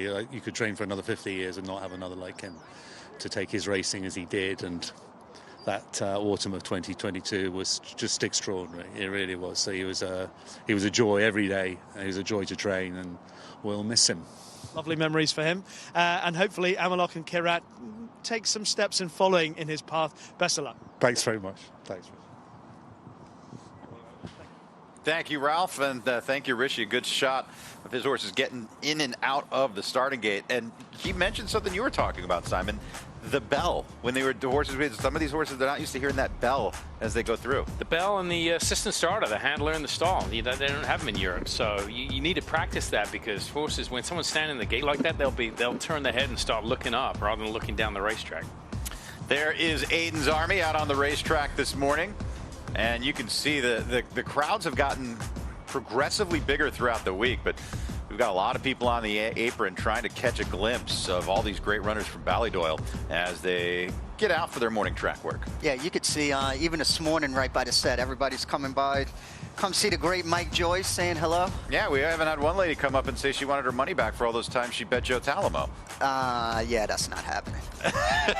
They are making their way around the outer thing. That you can see, that's the breakfast marquee on the left there, and it is standing room only out on the deck as everyone has pressed against the rail to see the Breeders' Cup horses out in full force. The final day of the breakfast shows and the breakfast at the Breeders' Cup, as tomorrow the World Championships begin in earnest. And don't forget, we have racing this afternoon. It is the opening day of the Bing Crosby meet here at Del Mar. Live racing action in Southern California this afternoon. We'll have all that live coverage here on FanDuel TV. But right now you can see Aiden's Army as they head to the track. What are they going to do today, you suspect, Simon? I think they're going to jog one time the wrong way, looks like, and then they'll probably go ahead and turn around and just gallop once around too. But I think they're going to, yeah, they have to jog the whole way around here now. It doesn't look like the whole group's out, right? Are we missing? I was going to say, it looks, yeah, it looks a little light. And there's Rishi as he's making his way. Rishi, you've got a nice little view there as they walk right by you. Yeah, it's beautiful. I've just seen the Lion in Winter doing what he does, just a little bit warm. Start, he's an impressive looking horse. Mini Hawk, nice and relaxed. There's Precise also looking completely at ease, going about her work. And then we've got a couple from the Donica and Joseph O'Brien's teams. I quite like Havana Anna. She's got the 306 number cloth on. I think she'll run quite well in the juvenile turf sprint. But Lion in Winter is doing what we expect him to do, which is get a little bit warm. But actually, I have to say that watching him through the week, he's behaving a bit better than I remember him. Certainly his last run at Ascot, he got a bit worked up, got really sweaty. But he's a horse who's seemingly really settled in quite nicely here. And as much as I like Notable Speech in the Breeders' Cup Mile on the turf, I am worried about maybe the Lion in Winter is blossoming at this time of the year. Maybe he's just settling into his work with a little bit more joy.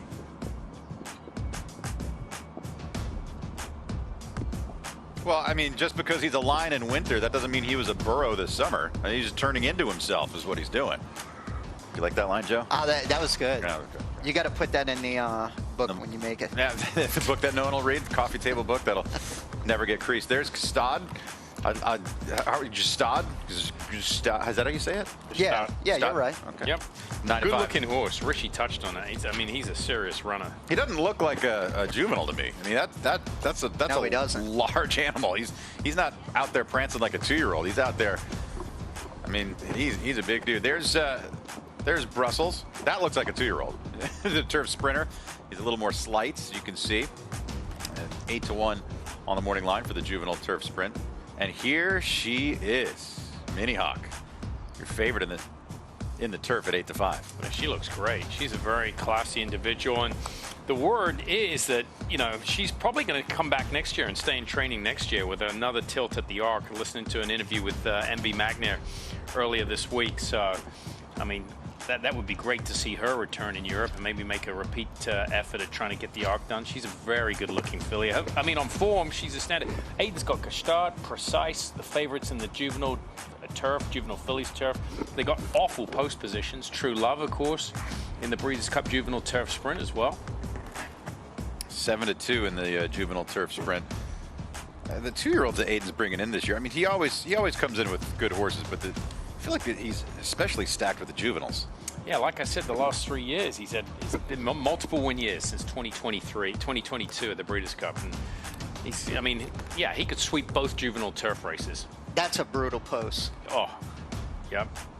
So 14, right? why is it? Tell us why, though, from the perspective of jockey. Both of them, precise Angerstad. So even even going 5/8 or a mile at Delmar, the turn comes up so quick, and obviously you need to get over to save ground. A lot of times when you're that far out, when you break out the gate, you kind of want to be somewhat aggressive to get over, but if you can't get over, you have to take back.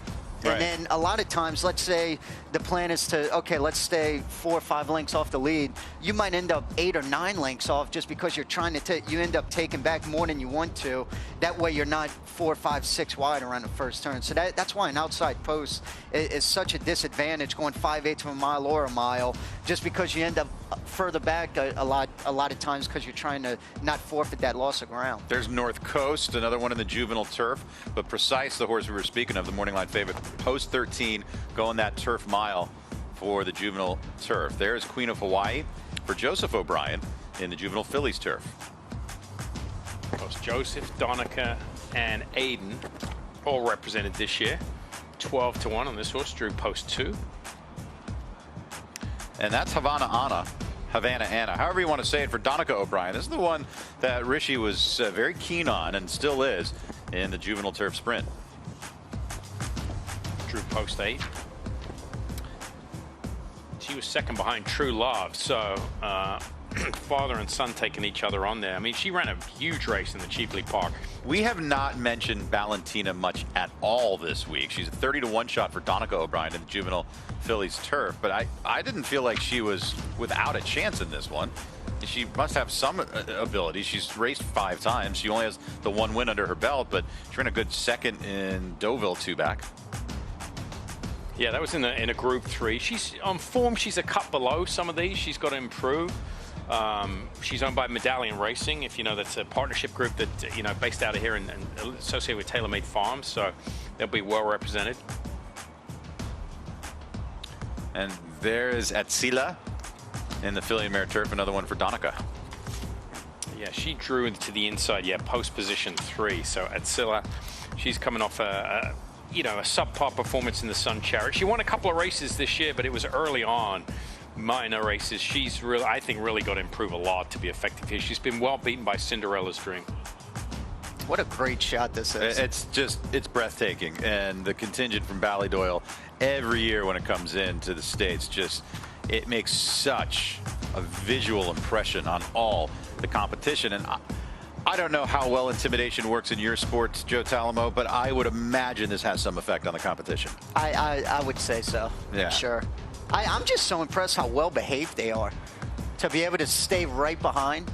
It's a confluence of talent and skill to be Aiden O'Brien, and obviously the first and foremost talent is the horsemanship. We talked about his ability to comport himself to the media, the attitude, the demeanor that he has, and how it all plays in to the success and having the most stressful training job in the world. But he's the most successful trainer in the world, and for good reason. And you're seeing one of those reasons right now. You are, but this is what they do normally. As I get distracted, we've got a lot of action behind us. Andy Biancone just came behind on Lenny Lou. She's walking around the paddock and about to go out. It's getting pretty busy in here right now. Yeah, it is. Gun song for trainer Mark Hennick behind us as we continue to look at Aiden O'Brien's. I don't think we've given Andy enough credit too for having to do 2 jobs. She has a horse in the Breeders' Cup and she's running around with a microphone like her name's Dave Weaver all weekend, and she's got work to do. Like she's got to take care of Lenny Lou. She's got to get this horse prepared for the biggest race of Lenny Lou's career. Yeah, there's a lot going on. A lot going on. And you know, she's been busy. I mean, Lenny Lou came in when she shipped in around 11:30, 12 o'clock at night, and she was out at it at 5 the next morning. So we have, look at all this action behind us. So we've got schoolers, we've got fans, we've got Breeders' Cup horses, connections, and they're all coming by the paddock to say hello. B. There's Andy Biancone. Hi, Andy. Everyone's getting a good look at the Breeders' Cup contenders. Konnichiwa. That's Forever Young. Yeah. That's our old buddy. Don't you feel like he's telling us he's going to win? I know, every morning. Every morning. Stops by every morning. Comes by to let us know. Hey. We need one of those jackets, though. I'm on it. Coming up, Mike Repole in the 9 o'clock hour with 2 shots at Classic Glory, and he's going to have plenty to say about it. We return on the breakfast shows after this.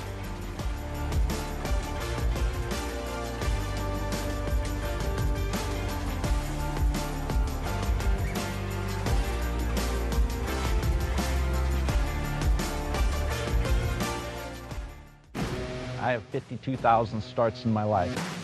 I've never seen one that could take as much as he did early and continue to improve. And it is Godite. He's strong, he's attractive. And he's going to win the hopeful. He's extremely smooth and fluid. Godite is a tough customer here as they come on for the finish. How sound he is. Godite got the jump. Consistent mentally, physically. He will defeat Elite Power in the forego. Complete package. Calling all! Calling all! Calling all! Trillionaires!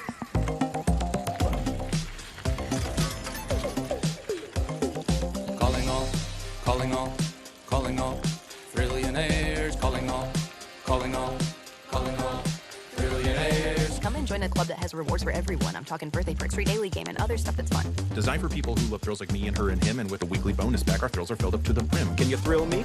Uh-huh. Yeah, because it's will be. Like the most amount of pure glee that ya ever gonna get from rewards that start day one. So we're calling all, Calling all, calling all, trillionaires, calling all, calling all. Calling all, trillionaires, calling all, calling all, calling all, trillionaires, calling all, calling all. Calling all trillionaires. FanDuel Casino. You might take something for your heart. You might get support for your joints. Or even use something for your digestion. So why wouldn't you take something for the most important part of you? Your brain. People all over the country take Prevagen for their brain. In fact, Prevagen has been the #1 selling brain supplement nationwide for over 10 years. The most important supplement for the most important part of you. Try Prevagen for your brain today. Live look in the saddling paddock here at the Del Mar Thoroughbred Club. Everything around here is beautiful, and you can still catch that sea breeze just right over the horizon as the Pacific Ocean looms in the background. We've got a number of stars coming through here. We just saw Forever Young, Lenny Liu, but it's just Breeders' Cup contender after Breeders' Cup contender photobombing us here on the set. I tell you what, Lenny Liu looks good too, walking around. That would be, I mean, that would be right up there with Straight No Chaser winning the sprint. Oh, what, with right? Lenny Liu. I mean, I don't know that there's ever been a human that loves their horses more than Andy Biancone. I know. She does a great job. Yeah, she's walking around like a pro. And our boy, Forever Young. He's here every morning. Those are slick jackets. We all need one of those jackets, right? You need to work on that, Mike. I wonder if Yoshito remembers me from last year. I doubt it. You know what, though? Maybe. I put my name on that $100 bill I gave him for the jacket. Here's Aiden's Army.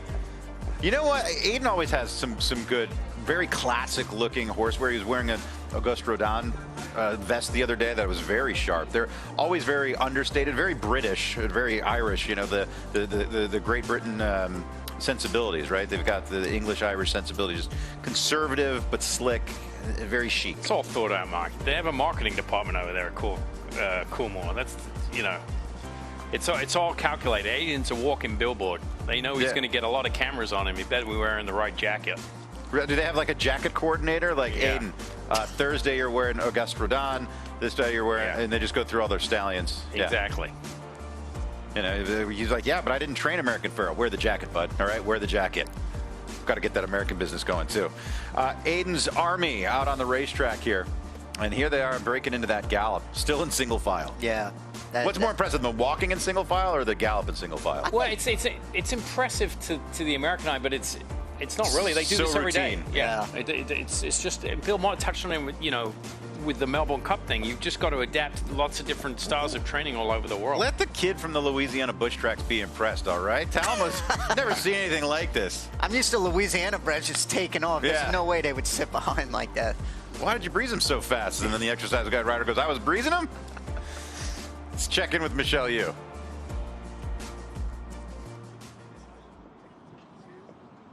Well, we were really excited the other day to learn all about the Breeders' Cup charities.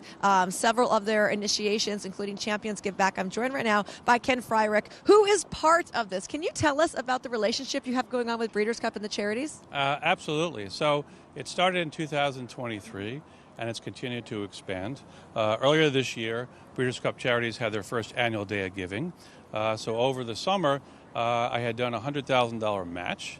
And to my pleasant surprise, in one day, we raised $200,963. So it was an overwhelming amount of support from the entire community.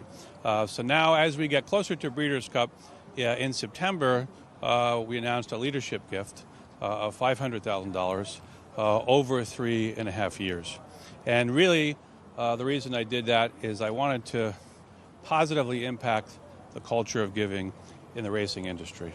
It was really to tell everyone there's a great need, and we really need to step up to do more now, and for have people plan in advance, plan out multi-year gifts. And so whether you're an owner or a trainer, a fan, or a corporation, plan now, because as I spoke to so many of the CEOs and executive directors of the beneficiaries of Breeders' Cup charities, I really got a first-hand look into the need for the amazing work that they do for the horses in retirement, for the backstretch workers, for research, and our 5 pillars, we like to call them. Yes, yes, indeed. And so with that, I wanted to lead by example to hopefully encourage others. And now as we're approaching the big day of Breeders' Cup tomorrow, we have a $50,000 match. And so now we're trying to continue the fundraising for Breeders' Cup charities, and we're hoping to encourage as many people as possible to give, knowing that the impact for every dollar you give is doubled. And breederscup.com/charities is where people can donate, I believe? Yes, absolutely. And so we're very excited about that. Also tomorrow, as part of my partnership with them, there's going to be a special celebration of my new single called I Wish. And Wait, your new single, like you're singing? Well, I'm not singing in it, but I wrote it and executive produced it. It's a song called I Wish that's really going to inspire and help hopefully change the world and give people hope at a time when they need to. And because the track and the Breeders' Cup is in Del Mar, I partnered with a local children's choir. So we actually have the San Diego Children's Choir coming to sing I Wish tomorrow, and super, super excited about them performing that and sharing the amazing music and the lyrics of this very, very powerful song. And so really excited to be here for Breeders' Cup and hoping we can try to encourage as many people as possible to support the wonderful work of Breeders' Cup charities. So once again, that is breederscup.com/charities. Ken, we appreciate the time so much and, of course, your generosity. Absolutely, my pleasure. So he is a philanthropist, and that's a level of success I wish to get to one day, where you can use that as a title. He gives back so much. Eagerly anticipating to hear I Wish tomorrow. It'll be such a great moment here at Breeders' Cup. Once again, the 5 core pillars of the Champions Give Back campaign: aftercare, jockey health and wellness, backstretch workers, industry workers, and equine research. $1 from every cocktail. The Torrey Cup featuring Maker's Mark and the Garland featuring Chopin will be donated to Breeders' Cup charity, and you can also support Champions Give Back by texting BCWC to 855-800-4975 or visit breederscup.com/charities. But thank you, Ken Fryrick, and everything that you've done to make these charities really fill their coffers over the Breeders' Cup events. As we take a look at Brandt, the undefeated winner of the Del Mar Futurity, as he makes his way over the track. This is earlier today for trainer Bob Baffert. Yeah, $3 million purchase, 2 for 2, won the Del Mar Futurity this past summer, and looks really, really good. Got a very unique way of going in his faster paces. He kind of just dishes that left front leg out, which it doesn't affect him. I mean, he costs $3 million as a 2-year-old in training, and why do horses realize so much money at 2-year-old in training sales? Well, they've got to have good physicals and they've got to work fast. He did both of those, and he's backed it up with 2 wins. He's trying 2 turns for the first time by Gunrunner. Should love the distance out of a Liam's map mare. Let me ask you though, I feel like despite winning the Futurity, fans, handicappers, horse players, somewhat underwhelmed by his Grade 1 win. I think expecting more because of that sensational debut. And if you really want to get down to the finer points, did run slower on figures, whether it's Byers, Thorograph, or Ragozin, all 3. He was slower when he stretched out to 2 turns, or when he went to not to 2 turns, but to the longer distance. Are we making too much of these things? Are we looking at it through too much of a microscope? Yeah, he won, right? Right. Yeah. And to your point, he went quick, too. I mean, it was only his 2nd career start going 7/8. 21-4 for a 2-year-old. I mean, that's pretty quick going 7/8 and still won. Well, that's the thing. he went so quick, he probably didn't finish that fast, and that would be the concern on Saturday. You know, you go in 2 turns, you don't want to go too fast. He's got to learn to rate. I think he can. You know, maybe he regressed a little bit, but he's trained up to this race, and I get your point. On the same day, Bob Baffert had a maiden winner called Boyd, and at the end of the day's racing, everybody was talking about him more than Brandt. It was a horse that Tyler Gaffleone rode, just a one-off, and that horse was very impressive. Obviously, he's on the sidelines for a little bit, but this horse has got all the tools, and we'll just have to see. I mean, I think the post is good for him. I was going to say, I think the 7 post is absolutely even for Ted Nafi. Yeah. I don't think the 8 post all the way on the outside is terrible, because he has enough speed to where Johnny V can kind of position him accordingly, probably, just right off the pace, and like most of his races have been. There is a look at Brandt, one of the most talked about horses this entire summer at the Mar. There's a look inside the breakfast marquee, as we will be joining Michelin-starred chef Curtis Stone. Michelle Yu sits down with her annual powwow with the chef. More to come on the breakfast show right after this.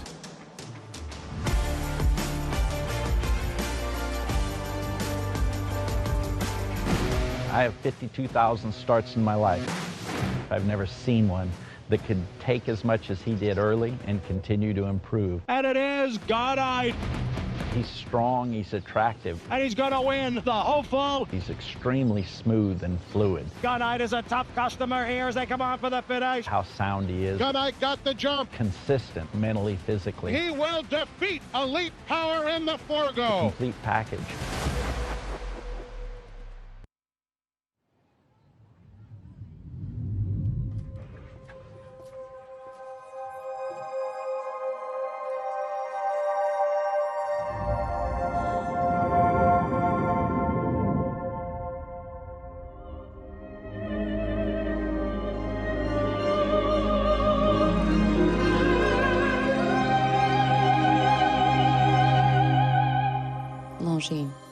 Elegance is an attitude. Join me as I take a deep dive into the least insulted ticketing app in history, SeatGeek. Did SeatGeek invent the ticket? No, but we do make them work. Drum roll, please. Ooh, how do I use the Seat View feature? It shows seats with a pole blocking the view. Don't buy those. What if I want to sit behind a pole? Buy those. Join me as I bore you to death with a series of interviews about a ticketing app that just does what it's supposed to do. NetJets is more. And with NetJets, you get more. More exceptional service. Heightened safety standards. And anytime access to where you're needed most. Do more and miss less with NetJets.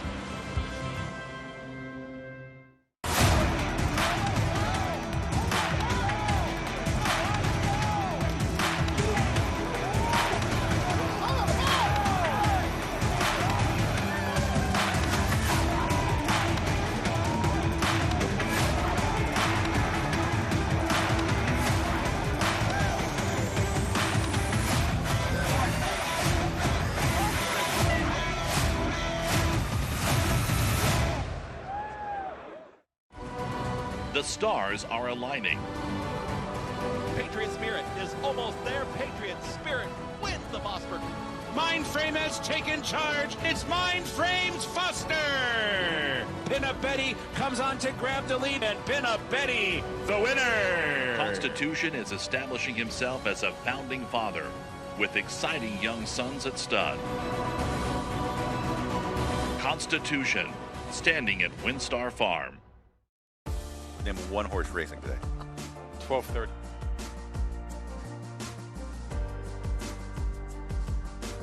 Well, guys, Breeders' Cup always on the forefront of health and safety here for our equine athletes. I'm happy to be joined by Dr. Ryan Carpenter. It was publicized yesterday that Goliath had undergone a PET scan prior to racing.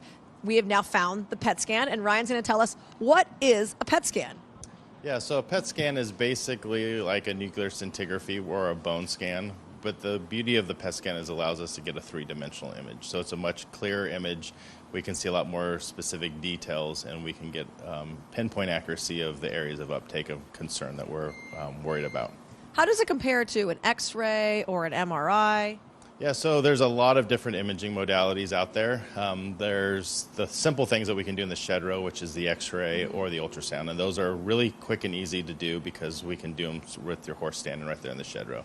The downsides of those is that we have to see something pretty dramatic on the horse in order to pick it up. So an X-ray is great to see a bone chip or a fracture, but it's not going to pick up the process that leads up to the bone chip or the fracture. Whereas the PET scan can pick up the pathology that occurs prior to the chip or the fracture occurring. So in layman's terms, it's kind of showing an issue before it's there. Does it show up as like a heat sensor when you look at, those kind of things? I mean, in X-ray we see it's black and white. How are you looking at the PET scan results and saying that's an issue? Yeah, so the amazing thing about racehorse injuries is there's a saying that says disease occurs over time. So horses don't just break a bone or break a leg. It actually is a process that takes several weeks, if not a month, leading up to that process. The PET scan allows us to see all the changes that occur prior to the actual fracture occurring.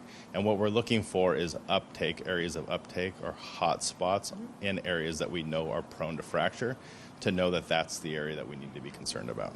And looking at the PET scan itself, can you just tell us how it works? I mean, I'm going to guess a leg goes in there.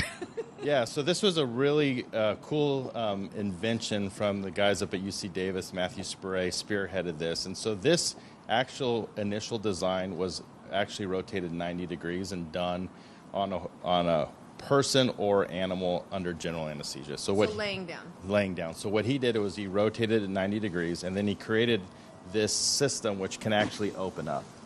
And so this is actually revolutionary because it never could do that up until his innovation. And so now what it allows us to do is we can walk the horse in, and then we can close the gantry over the area that we're going to image. So now we can actually image, and this machine allows us to go from the knee or the hock to the foot, and we can actually take a scanning image of the whole leg down. The most coolest thing about this design is if that the horse gets nervous, which we all know horses can get nervous, and they back away, it's as simple as backing away. So there's really no risk of injury to the animal by undergoing this type of imaging. And so it's very safe and it's very effective. How often do you feel like we've utilized the PET scan since it's come into its existence in our Southern California racing circuit? Oh, it's a staple in Southern California racing. We've done thousands of PET scans over the last 5 years and collected a tremendous amount of data that allows us to then share to the rest of the world what we know normal and abnormal is. So it's been a really cool process to be part of. Well, I appreciate the time and always the knowledge. Thank you, Dr. Carpenter. Thank you. And Jonathan Stewart weighing in. He said Goliath is in top form. The vets have been very thorough, requiring a PET scan yesterday that he passed with flying colors. As we have one of the top trainers in the world, and the horse always comes first. He's 100% sound and ready to race. I am so happy the fans will get to see this talented lineup in the Breeders' Cup Turf. And yes, there's going to be a little more scrutiny because of the string that we were talking about earlier, Simon. But Goliath has been in tremendous form throughout his entire career, and he's always had it, so it is of zero issue. Yeah, he's been checked by numerous vets all over the world. It's a well-documented condition. I mentioned it's not very common, doesn't happen very often, but it affects the nerve signals to the muscles, not the pain receptor, so there's no pain, and when the horse travels at a faster gait, you don't see it as much. So that's great. The introduction of the PET scan has completely changed racehorse equine diagnostics over the last couple of years. When I was training, you were just used to the standard X-ray in the shed row, and you're looking for things when they've happened. Basically, it's like a kid breaking their arm. You probably know it's broken. An X-ray is going to reveal it. What the PET scan does, it anticipates, it finds those hot spots and maybe a micro fracture that's occurring, and it tells you where those spots are, and you can stop on a horse before it eventually gets to a point where they incur a fracture. Let's check in for a little follow-up once again with Michelle. Well, guys, I know Mike Repole is supposed to be making his way over to the set. I actually just saw him at breakfast right now, and I reminded him, and he said, well, let's go. And I said, well, I'm not going to be there. He said, I only do interviews with you or Christina Blacker, so I don't know what's going to happen, Mike Joyce. I pointed him in the right direction, but no guarantees he makes it into the set. Oh, he'll talk to Simon Bray. I'm not worried about that. Simon will get him to relax. It's me, if it was just me, I'd be worried, but we're going to boot Talamo out to bring Repole in. That's fine with me. I'm going to get a front row seat. I cannot wait. Let's check in with Andy Biancone. Well, we have two greats beside us here, trainer Graham Motion and South African trainer Mike de Kock. But please tell me a little bit about One Stripe and how Graham acquired this horse, Mike. So he won a Group 1 in South Africa. It's a weight for age event in January. For a 3-year-old, it's actually quite an effort beating all the older horses. And then Team Hollywood acquired a major share in him. And, of course, with the fact that the races are winning you in for the Breeders' Cup, it was a natural progression because the Hollywood boys, Owen Heffer, all they want to do is he's been coming to the Breeders' Cup, I think, for 27 years in a row. And for him to have a runner, and it made sense with the horse being a winning you in race to acquire a stake in him and then send him to Graham, which was a natural thing to do given that we had Isivunguvungu with him. So, but then the long journey started, you know. He had to do, he does about 3 weeks in quarantine in South Africa, and then he did a 60-day residence in France with your man there, Graham. Yeah. And then on to Graham.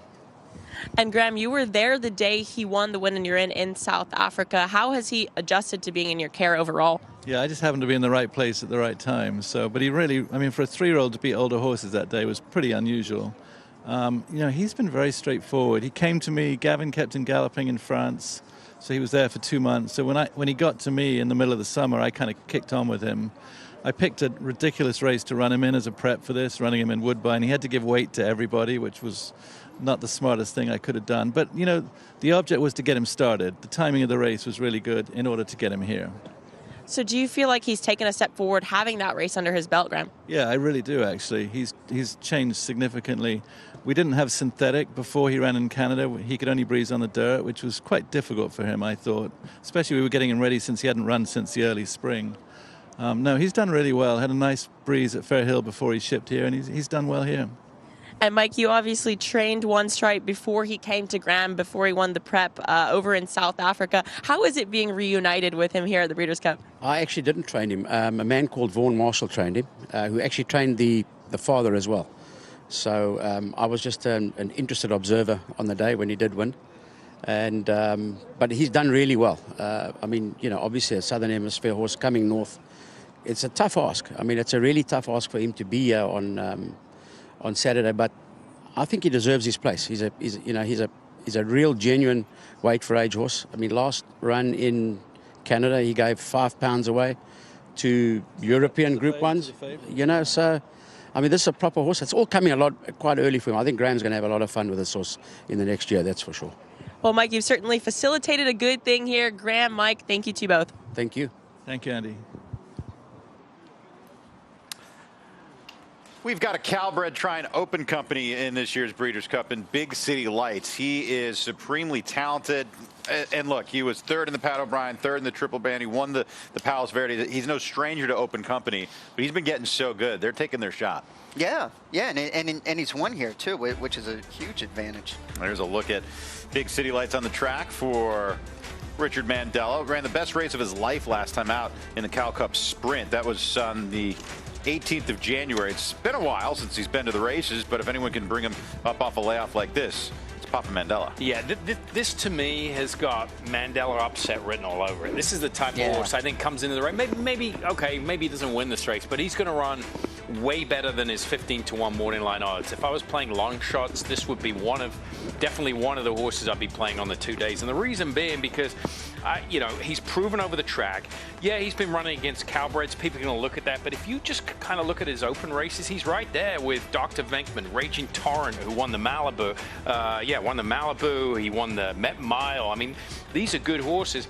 And then take out some of his 7/8 races. Just look at his last 3 races going 6 furlongs, and he's undefeated. I think 6 is his trip.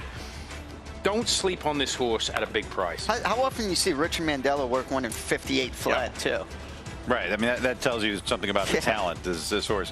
And he's going to get a good trip. This race is so quick early. I know Ben Tornado, everyone's talking about that. Michael Iverone paid $1 million last night to buy 25%. They look outstanding. Straight No Chase is very fast. But this horse will get the right trip just behind the speed. Well, when he was 4 years old, he was second in 4 consecutive races to the Chosen Run, who looked like the best sprinter in the world. Yeah. So even though it was a Calbred race, he was taking on one of the best at the distance. So he does have a resume. Yeah, you got to parse through it a little bit, but he's a win machine. And yeah, he's taking advantage of the Calbred competition, but he's faced Open Company. He's a graded stakes winner. Yeah, I'm with you, Simon. I think he's dangerous at 15-1. I mean, he's never been off the board here at Del Mar's. 5 starts, 2 wins, 2 seconds, and a third. Mandela, whenever he shows up at a Breeders' Cup, he always has some sort of success. There's no question about it. I mean, these guys point for these days, and this is just one of those sneaky horses I think is coming in under the radar. And you make a really good point, too, Simon. I think he gets a really good trip and setup, too, with that, for the most part, inside post, drawing 5 of the field of 14. I think that this speed will go, and he probably could get first run on him. Yep. Well, he's going to have to take on the defending sprint champion in Straight No Chaser for Dan Blacker and My Racehorse. Straight No Chaser earlier today out for his usual morning gallop, and he looks like he's feeling good. Yeah, we know what. I mean, he's a horse that is very, very fast, and he can go quick in the morning. So he had an easy breeze, his final breeze. We saw that on the show at the beginning of the week. Obviously, he got hooked up in a little bit of company, but it didn't affect the workout much. But he looks tremendous coming in here. And I think the 12 post is to his advantage versus being in the, say, 1 to 4 hole. Because as quick as he is, he's not going to have to really send too hard from an inside post to where I feel like last time he almost had to go where being outside, he could probably try and sit right off. He looked a little one-dimensional, right, coming into the Breeders' Cup last year. And then he's drawn, what, 12 of 14. Last year he was drawn 8 of 11. It forced him to sit just off the pace, and I think that helped him. He showed a little more finish that day. Well, I think that was even though he finished 3rd, I think there was a good prep race in the Santa Anita Sprint Championship because he was out on the lead. He got some speed into him. I'm just wondering, this is a horse that routinely works in 47, maybe 48. You always say err on the side of caution in those pre-Breeders' Cup or pre-big race works. I feel like the horse joining him in that work couple days ago maybe caused him to go slower rather than faster. And I think working in 49, I mean, he's a horse who worked 47 flat going into the race last year. Would that be of any concern to you, Simon? If the excuse for him getting beat on Saturday is because he worked to 49 a week out from the race, I don't buy that. 100%. If he went 47, 49, that's not going to change his fitness. Now, he went 47 on October the 12th. If he went 49 there, I'd be a little more concerned, but he got the main work out of the way. That was just a maintenance drill, so if it didn't go as usual 47 clip, it's of no concern. Not to me. I mean, that's just my view. And I think to Simon's point too, I think Dan's assistant, he knows that horse very well. If he would have asked him to go a little fake, he could have went 46 and 4, 47, which I think would have been too quick. Then you would have had an excuse. Yeah. We're going to take a break. When we return, Mike Repole joins the Breakfast Show. Conceived as the Super Bowl of horse racing, where champions are crowned, the Breeders' Cup can cement a horse's legacy and forever define him as one of the all-time greats. No fewer than 7 starters by champion sire Gunrunner are entered in this year's Breeders' Cup, including defending classic champion Sierra Leone. There's an old expression in the horse business which says, like begets like. At 3 Chimneys, with Gunrunner, we call it Breed True.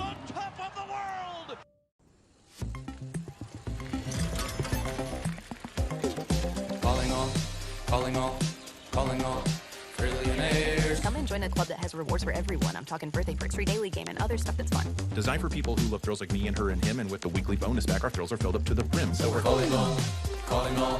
Calling all trillionaires.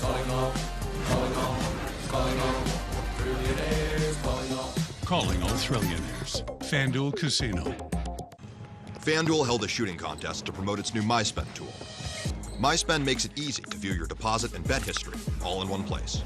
Because betting without knowing how much you're spending is like shooting in the dark.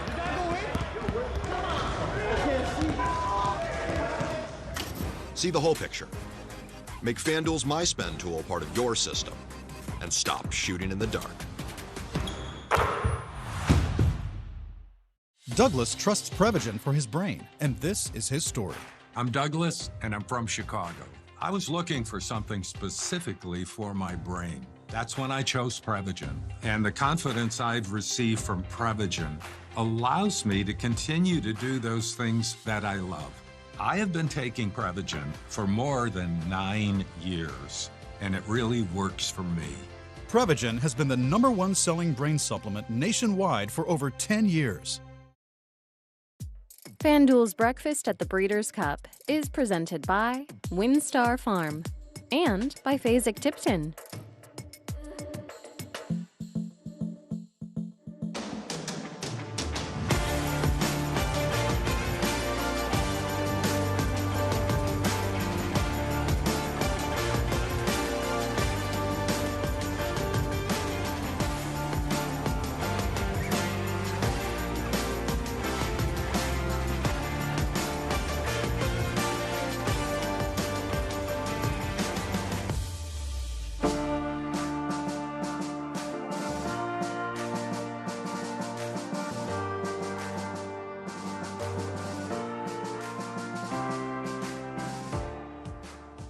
As promised, I am joined right now by Chef Curtis Stone, and I feel like this is a very organized kitchen. There's not a lot of chaos like last year. It's organised chaos. It's like a duck swimming over a pond. It looks fine up top, but down below, those little feet are paddling away. So it's we're feeding lots of people here. You know, I love the Breeders' Cup because it is the very best of thoroughbred racing, and we try and bring the very best of fine dining food. We serve breakfast, we serve lunch, we serve thousands of people over a few days. It's really good fun. Well, I got to say, you have a really diverse menu, which is appreciated because we have a lot of people from around the world. Yeah. How do you go about planning that to make sure everyone has something that's going to make them happy? Well, we actually look at the guests. You know, we have the best of thoroughbreds coming from all over the world. So we've got guys up there rolling hand-rolled sushi. That doesn't start yet, though. Stay at the set, guys. It doesn't start yet. Yeah, very soon, actually, yeah, in 15 minutes. We've also got a South American buffet. We've got, of course, the best of America. I've even squeezed in a couple of little Aussie things in there. You know, the racing world is vast, and we welcome guests from all over the world, so we try and cater for everyone. You got to show me some of the food. The Aussie. I saw there's an Aussie sausage roll. I'm obsessed. I need one. Where are they? Show them to me, please. You got it. I'm going to get you some. We've also got lamingtons, delicious sweet treats from Australia, and then, of course, things like this, fried chicken biscuits that are about to go racing up. This is how it works. We have a giant marquee back here.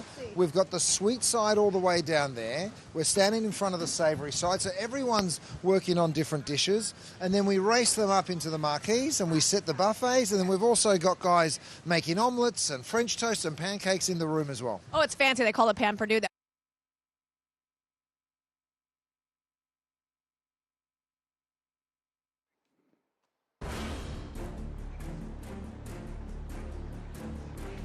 Hang on. I'm salivating for the food. Could we get back over there? Oh my gosh, that looks so good. I know, it's tremendous. Curtis Stone has been the Michelin-starred chef that has organized the meals and the menus for the breakfasts for years now, and every year it seems to up the game too. It's really amazing. You could see his excitement too when he talks about Breeders' Cup. Yeah. Just so into it. And the little behind-the-scenes action here. He's sitting there giving speaking out. Simon goes, hits all the talking points like a true pro. Yeah. I mean, he's smooth, man. Made for TV. Oh, yeah. Smooth as butter. Let's check in with Andy Biancone.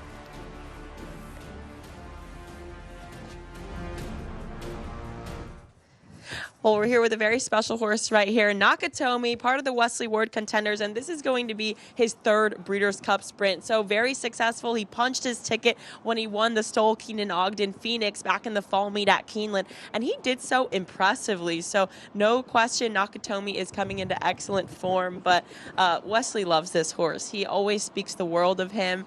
As you can see, he's very friendly, very curious, and he hit the track yesterday under Louis Dubois. They looked fantastic together as always. Louis has traveled with Nakatomi to several places, including overseas, but like I said, Nakatomi, just a contender who has experience here at the Breeders' Cup, and hopefully he can get it done this year.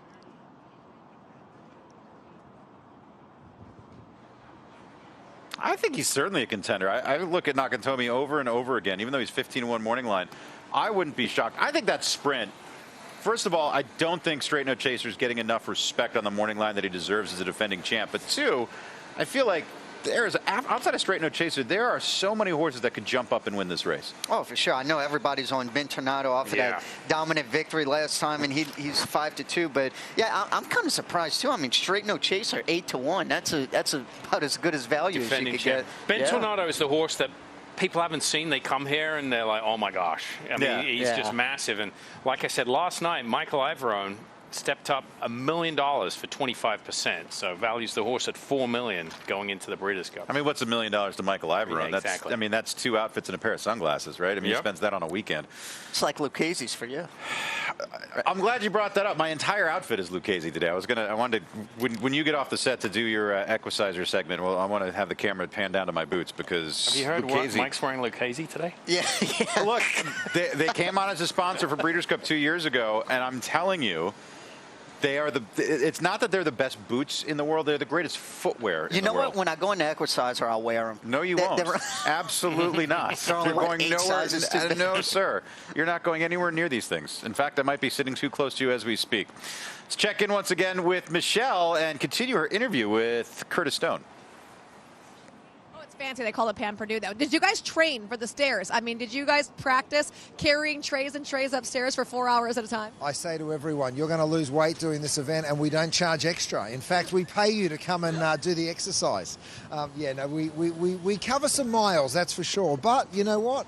Good food takes hard work. What has been the most popular food that people have been eating this year? Do you know what's so interesting? We have a carving station for breakfast, right? And when I first thought of that, I was like, these guys are up since 4 o'clock in the morning, a lot of these trainers, you know, so, and horse owners, so they're up real early. So as we're serving them breakfast at 9 o'clock, they're ready for some roast beef. So we've got roast beef, roast lamb, roast hams, and they are really, really popular this year. Oh, well, all right, so I'm going to try the carvery station. I'm going to eat one of these chicken biscuits. Hopefully there's some gravy, and I'm definitely going to find myself a sausage roll. So thank you so much for joining me, and thanks for feeding all of Breeders' Cup. You're so welcome. It's been a lot of fun. Oh, my choice. I found your avocado toast, too. Thank you very much. It really is one of the many ways where we are spoiled here by Breeders' Cup at the Breakfast Marquee and all the delectable creations of Curtis Stone. Yeah, I mean, this was never in play up until about, maybe 10 years ago they started doing it, and it's just been a hit each and every year. Tremendous add to the Breeders' Cup experience. There's Big City Lights, the sprinter, trying to shock the world here at Breeders' Cup in the Side Games Sprint. Let's check in with Andy. Well, Charlie Hills has made it in to watch Kadm run in the Breeders' Cup Sprint after he won the Woodford at Keeneland. You told me this horse feels like a part of the family. How is it just watching him at this point, coming into a race that's going to be his swan song? Yeah, it's amazing, really. You know, he's just really taken to American racing. You know, he's been over here now probably 3 months, and he's just really thrived since he's been here. You see now he's walking around and he's full of the life of joys. You know, so look, we're looking forward to Saturday. He's got a nice draw. You know, 5 furlongs is going to be pretty sharp for him around here, but hopefully a good pace and he'll finish strongly. I have to say, in the afternoons, he has been full of himself. I know he's 9 years old, but he certainly acts like a 3-year-old, bucking, jumping. Is that just a positive sign that you're seeing that kind of energy from him? It is, yeah, absolutely. You know, he's always he's never been the most straightforward horse to train.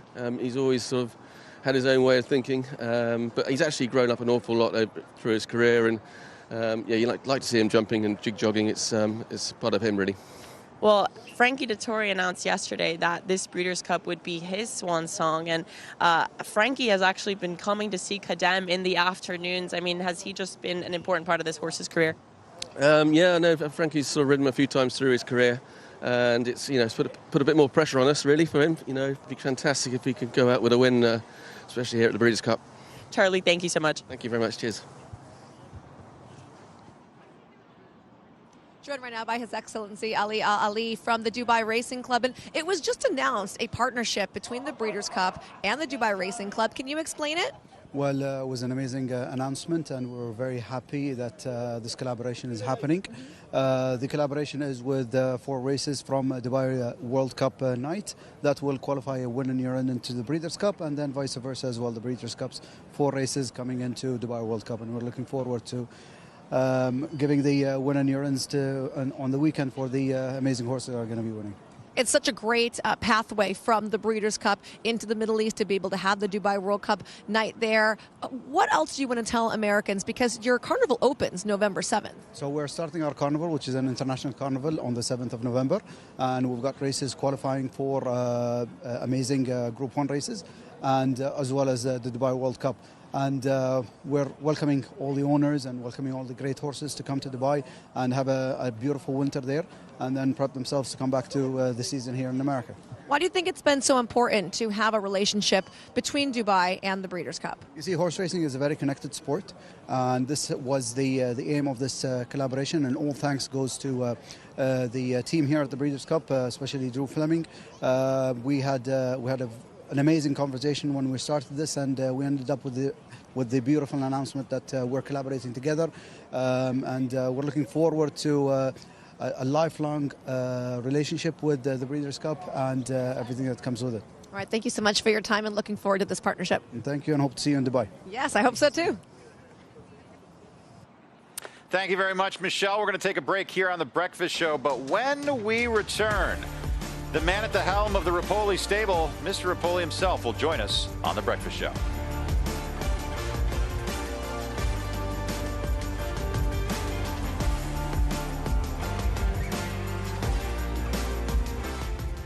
Jeff Shepard is the MVP of this 1998 championship team. Into mischief wins the Cup. Call futility. Successful fathers set the bar. It's our job to raise it. Life is good. Really, really, really good. Life is good. And this colt is incredible. Now, it's our time. Calling all! Calling all! Calling all! Trillionaires!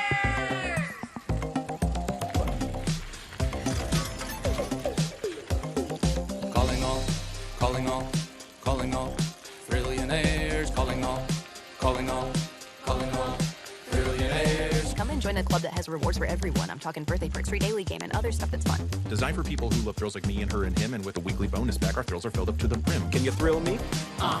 Yeah, because it's will be like the most amount of pure glee that ya Ever gonna get from rewards that start day one. So we're calling all, calling all, calling all, trillionaires, calling all, calling all,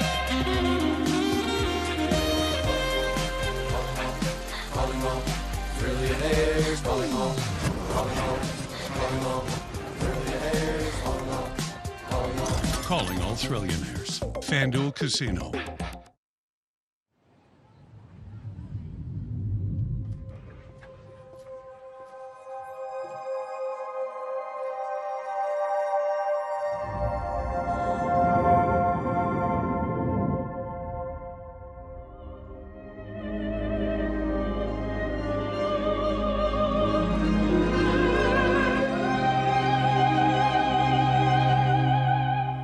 Longines.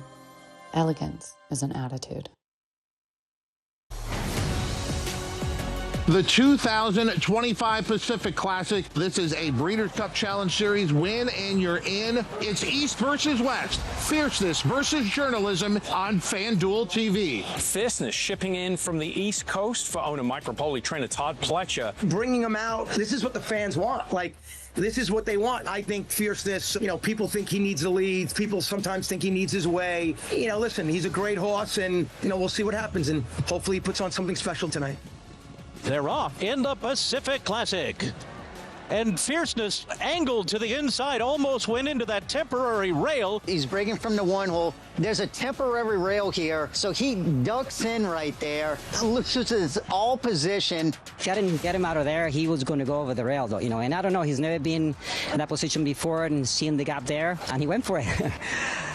Up the backstretch they go. So he's bottled up right here, absolutely nowhere to go. So Johnny actually decides to go in between the number 8 horse and the outside horse coming up here. And this is where I thought the winning move was. Instead of staying bobbled up and just waiting for something to open, he's just like, I'm on the best horse, let's go.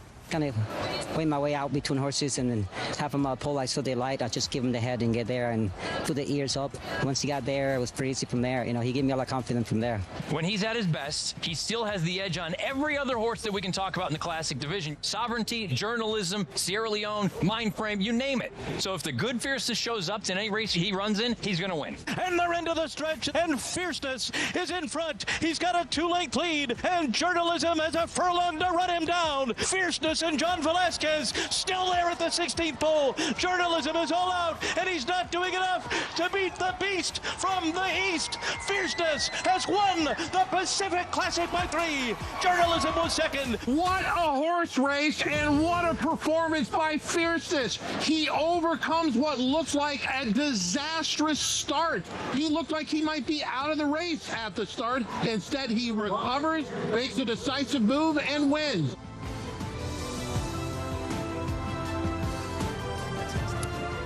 Well, that was one of the shining moments of Fierceness's career as he is back where his exploits are. We are joined by Mike Repole. Mike, thanks for joining us here on The Breakfast Show. Good to see you, buddy. Yeah. Good. How you doing? Very good. A little anxious, but when I got in today, Todd took the horses out at like 4 in the morning, hoping I wouldn't be here, I think. I did it at 5:30. I think he wants me not to show up in the morning, but I got here, and, horses went out. They feel good. They look good. Entourage is coming in later tonight or tomorrow, and excited about the big races. So let's talk about the biggest race. I want to start because Fierceness, there's one thing, you might be a controversial character. One thing that's not controversial about you is that you're very game. The game's been shipped to bring Fierceness back for this campaign this year. You could have easily retired him. Mindframe also supremely talented. You've said before, you're not exactly sure which one's better. Fierceness is the morning line favorite, but when you're envisioning how this race unfolds, for both of your horses, focusing on them too, what do you want to see other than a dead heat for the win, obviously? Yeah, that would count as 2 Breeders' Cup Classics, right? Yeah. To go with Vino Rosso. But you know what? I mean, obviously we want them to all have clean breaks. I mean, we didn't really want the rail, obviously, but that he had the rail last start and he already made that left turn is, Todd doesn't think he's going to do it again. Johnny obviously will have the whip in the left hand, so he doesn't make that right turn, by the way. And listen, I think he's got a break. But what was interesting last time was he actually sat for the first time right on top of horses. Like you could tell that he was ready to go. It kind of maybe some adrenaline out of him, just sitting behind horses. And then I asked Johnny. I said, Johnny, did you think about going wide? And he goes, wide. I said, he dragged me through those 2 horses. So Johnny was on him, and he loves this place. I mean, he's run his best races here, arguably, right? 2 best races. Yeah. I still think, unfortunately, the loss in the Breeders' Cup was the best race. When you go 22 and 44 and 109 and you lose by a length and a half here, it's pretty special. So, Mike, I'll tell you this, last year, if he would have won that race, I would have had a tough decision. Right. He just won everything. He just won the Classic. What do you do? Even though I wanted to bring him back, it's hard to, people don't realize that. They think it's just about the fans, but these horses, what can happen. I mean, any day, one bad step. Charlie Whittingham had the line. They're like strawberries. They can go rotten overnight. Yeah, and the last thing you want to do, so you're torn between running them back. And then when he lost the race, I said, you know what? It was a sign that, I knew the Breeders' Cup was back here, and we had unfinished business, so we're back. So Mindframe is, he's kind of like the overshadowed. He's the lesser of the 2, but not on talent. I mean, this horse is freakishly talented. And when we were talking to you at the Pacific Classic, you're not certain. You don't want to say, oh, Fierceness is definitely better than Mindframe. They're both that good. No, I mean, I had this situation 15 years ago with Uncle Mo and Stay Thirsty. Stay Thirsty was in Uncle Mo's shadow until he won the Jim Dandy and the Travers. But here, Mindframe has won it 7 furlongs. He's won it a mile. He's won it a mile and a 16th, mile and an 8th. He is definitely the most consistent horse, other than, unfortunately, his jockey falling off him last time. there's only one horse in the country that's beaten him, is Dornoch. Yeah. You know, if it wasn't for the Belmont and the Haskell, he's 7 for 7 undefeated. So he shows up every time, runs a big race. He raced Sierra Leone in the Belmont. Sierra Leone was third, he was second. Raced him in the Stephen Foster, he was first, Sierra Leone was second. So he's going to be 10-1, 12-1.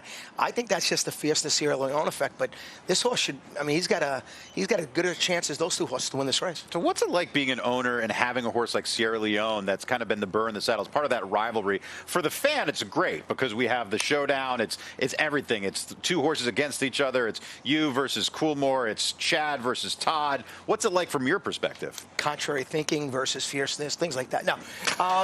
You know, for me, it's I love this. Like right. You know, I don't know if you guys have picked up, but I stir the pot once in a while. Right. Have you seen that? Once or twice. I've heard, yeah. It's getting out there a little bit more, but I love that. Like, to me, like when I'm in social media or I'm having interviews, I'm engaging, I'm having fun. Like, I'm laughing every time I'm running. And these people, obviously big fans or fans against, either way, they take it very serious. They take it literally. You're trying to just create entertainment. I think that's what makes it special. Right. Yes. You know, like I love, you know, it's, Repole, you're great for the game. I love you.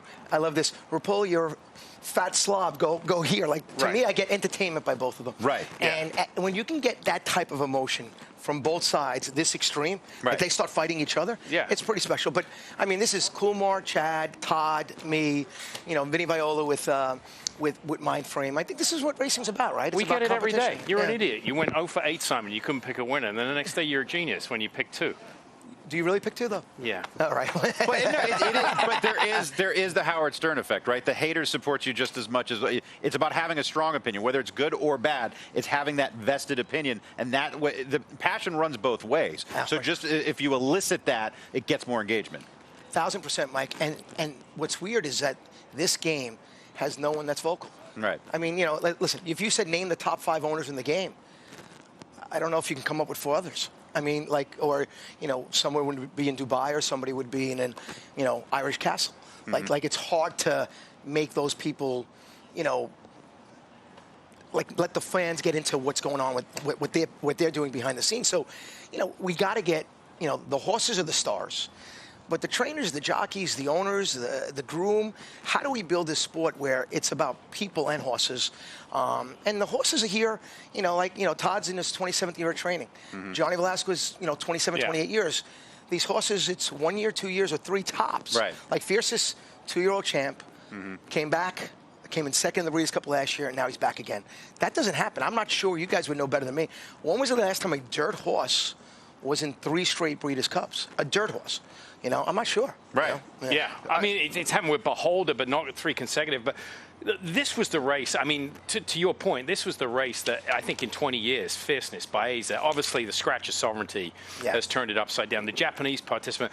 But to your point, we got to highlight the people. I think that's changed in the last 10 years. I think horse racing in particular, I think they've been very guarded with the media. I think the participants want to be treated like a big league sport. But when it comes to doing interviews in bad situations after a loss, I think sometimes, you know, they don't want to do that. But I think that's changed. I think you see that in the Breakfast of the Breeders' Cup show where people are just willing to talk into a microphone. But Simon, you don't always have to just get these guys after a race or before a race. We can do stories behind the scenes with the grooms and the jockeys and the horses and people's story. But, I mean, this race is one of the greatest races because, you know, forget about sovereignty and journalism and Baeza, the 3-year-olds, but Forever Young came back. Sierra came back. Fierceness came back. Mindframe developed in the star that we thought he was going to be. So it's not the 3-year-olds that made this race. It's the 4-year-olds. Sure. And, you know, next year, I mean, you know, like journalism's supposed to go to Coolmore. Sovereignty's question mark. Forever Young and Baeza should be back. But, you know, we just have to make it where I didn't have to bring back Fierceness. I want to bring back Fierceness. You know, I am trying, you know, listen. You know, I'm in my mid-50s. I fell in this game when I was a teenage kid. I talk to these 15, 25, 35-year-old kids in the industry who love the sport. They're looking upon us to, like, make sure it's still here 5 years, 10 years, and 15 years from now. And, you know, my daughter's 10 years old. I mean, there's a lot that we can do together, but horse racing's our thing. You know, and she's right next to me every time. Daddy, are you nervous? And she's very vocal, and she celebrates even bigger than me, and she cries maybe not as much of me, but she cries after a loss. She does cry. So, but how do we do that, you know? Well, I want to talk about your journey in horse racing, because I remember back in the days when we had the vitamin water bottles on the set, and then Frank Lyons would come and hungover and drink half of them during war. But you entered the game playing the claiming game. You wanted to learn the game from the owner perspective, from the ground up. You played the claiming game. You had titles in New Jersey and New York. I think you were the first owner to ever do that, be leading trainer in both states. But you worked your way up to the Breeders' Cups, to the Derbies, to all of that. Why did you decide to do that? You obviously could have just jumped in the deep end of the pool right off the bat, but tell me why you decided to do it that way in a sport that you already knew pretty well. You know, Mike, that's a great question. I mean, I knew the sport pretty well as a fan. I knew the sport pretty well as a gambler. I knew the sport pretty well as, you know, on the outside. Observer. Yeah. The inside of this game and the outside of the game, you're playing two different games. Yeah. So I knew, like I built brands my whole life. I mean, and one thing I always say is everyone knows I'm super aggressive, but I'm also patiently aggressive. Vitamin Water was around 5 or 6 years before people knew about it. Body Armor was around 5 or 6 years before people knew it. Noble is not the biggest brand now, but will be in 5 years. That brand building. So I said, I want to start in. I want to claim horses for $20,000. I want to buy New York breds. I got incredible trainers like Bruce Levine, Mike Maselli. I got started with, and I learned the game. You know, for 5 years, I watched Todd Pletcher, when I was in a race with him, walk right by me and go to the winner's circle. I kind of wanted to trip him a couple times, and I should have. But at the end of the day, I couldn't go to Todd Pletcher and say, hey, I got one horse for $150,000. When I try to talk to new owners, and there are new owners that come in, and they think the win is at the sales center. Oh, I bought a horse for $1 million. Look at this. Everyone's interviewing me. Who cares? When I get interviewed for buying a horse for $1 million, like, what's the celebration? I'm an idiot right now. Get back to me in 2 years. Right. Yeah. So that's it. They fall in love with that.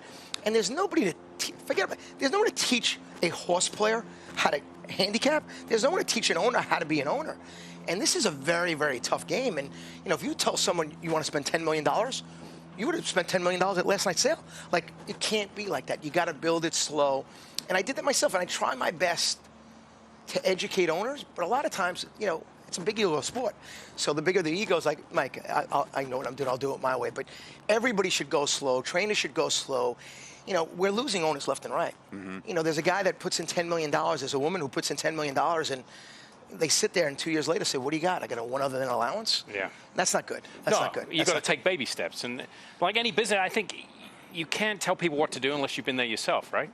Yeah, and even if you do that, they have the answer anyway. Yeah. You know, and you know, and I come on so keen and calming and yeah, you know, you're like, a very low key guy. Yeah, I'm trying to just be super nice to everybody, and all of a sudden they start making fun of me. I have no idea what happens. Your entourage is calling our producer saying he's got to get back to the barn. You got to let him go, because we could do this all day. We got a State of the Union address. I don't know. We're just having fun though. Hey, right? But most of all, good luck this weekend. Yeah, thank you for bringing Thanks for all back. you do. Yeah, thanks for bringing fierceness back. Yeah, that's the biggest thing, I think, because and you know, I had to go there for having come here and win the Pacific Classic and watching you guys and how exciting California was, watching him race. Yeah, I had chills, man. I'm still getting people come up thanking me for bringing him here. It was awesome. Bring another 20 and we'll be good. Yes, I appreciate it. All right, man. Thanks. Ladies and gentlemen, Mike Repole trying to win the Classic. He's got 2 charts. He's also trying to win with his 2-year-olds as well. We didn't get to that because there's a million topics we can cover with him. We'll be back with more on The Breakfast Show right after this.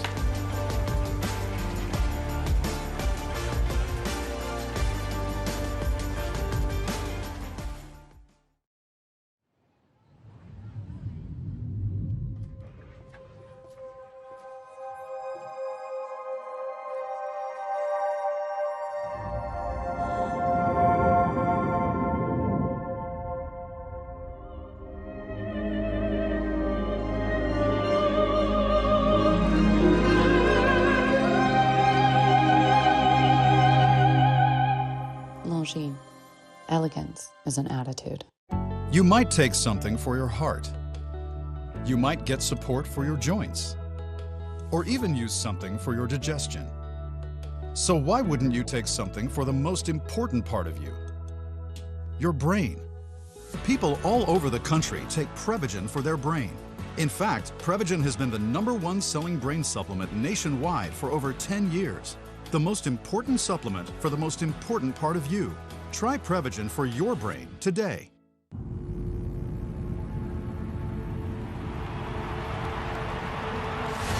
He's inside the 20. End zone, touchdown!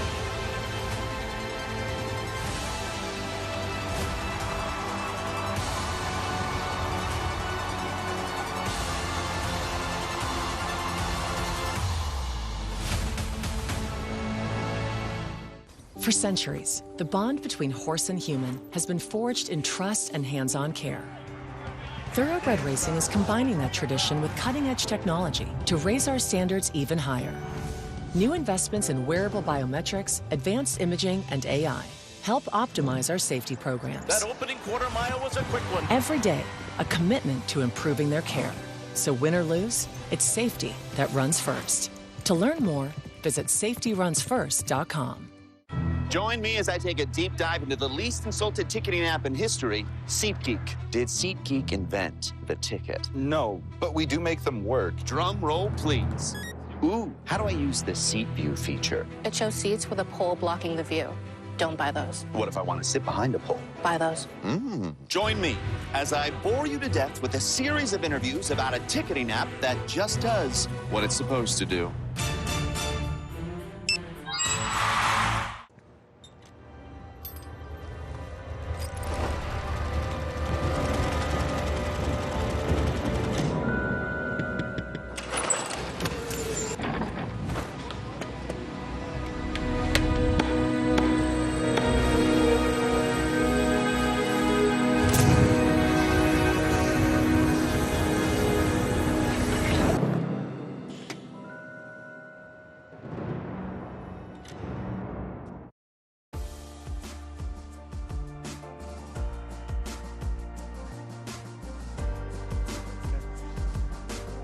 Well, here's Kristoff Sumion. He is just hours away from starting his 6 rides for Aidan O'Brien over the 2 days. Kristoff, I don't want to make you go through all of them because on the first day it's really Precise and Stade, the two most important ones. A lot of people see that.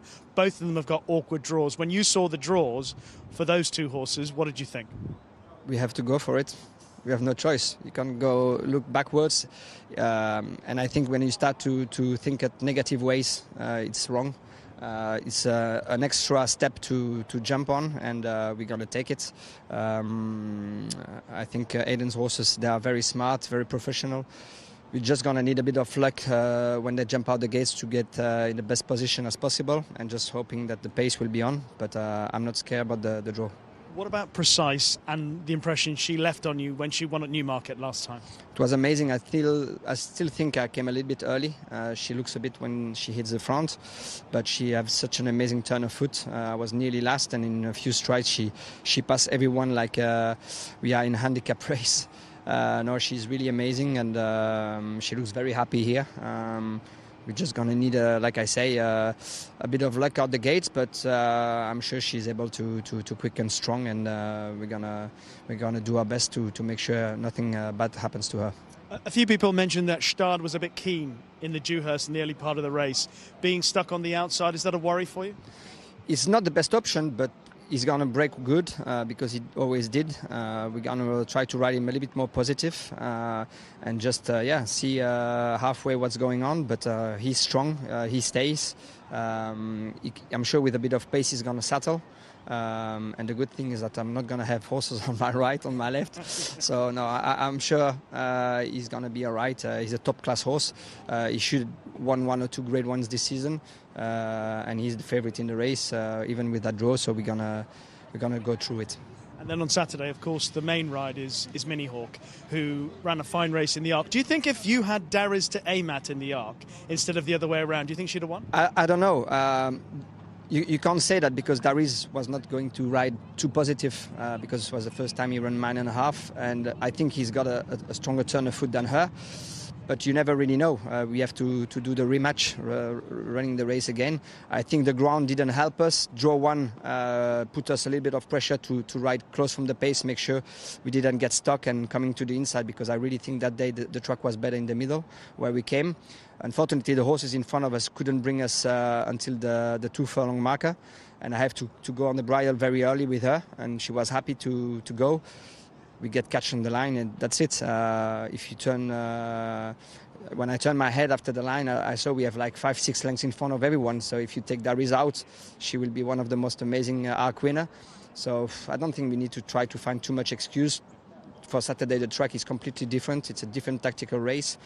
So we're going to have to take the Arc out of our head You never like losing a race, but for sure when it's the Arc, it's something different. But I'm sure she's an amazing filly, and she's gonna come back for the top of her game. The other two horses you're riding, A Bedtime Story in the Filly Mare Turf and Lionel Winter. I think he's really interesting because obviously they thought a lot of him as a 2-year-old, and it's been a slow process in getting him absolutely right. But the last couple of runs looks like he's coming good. Yeah, he's coming better and better.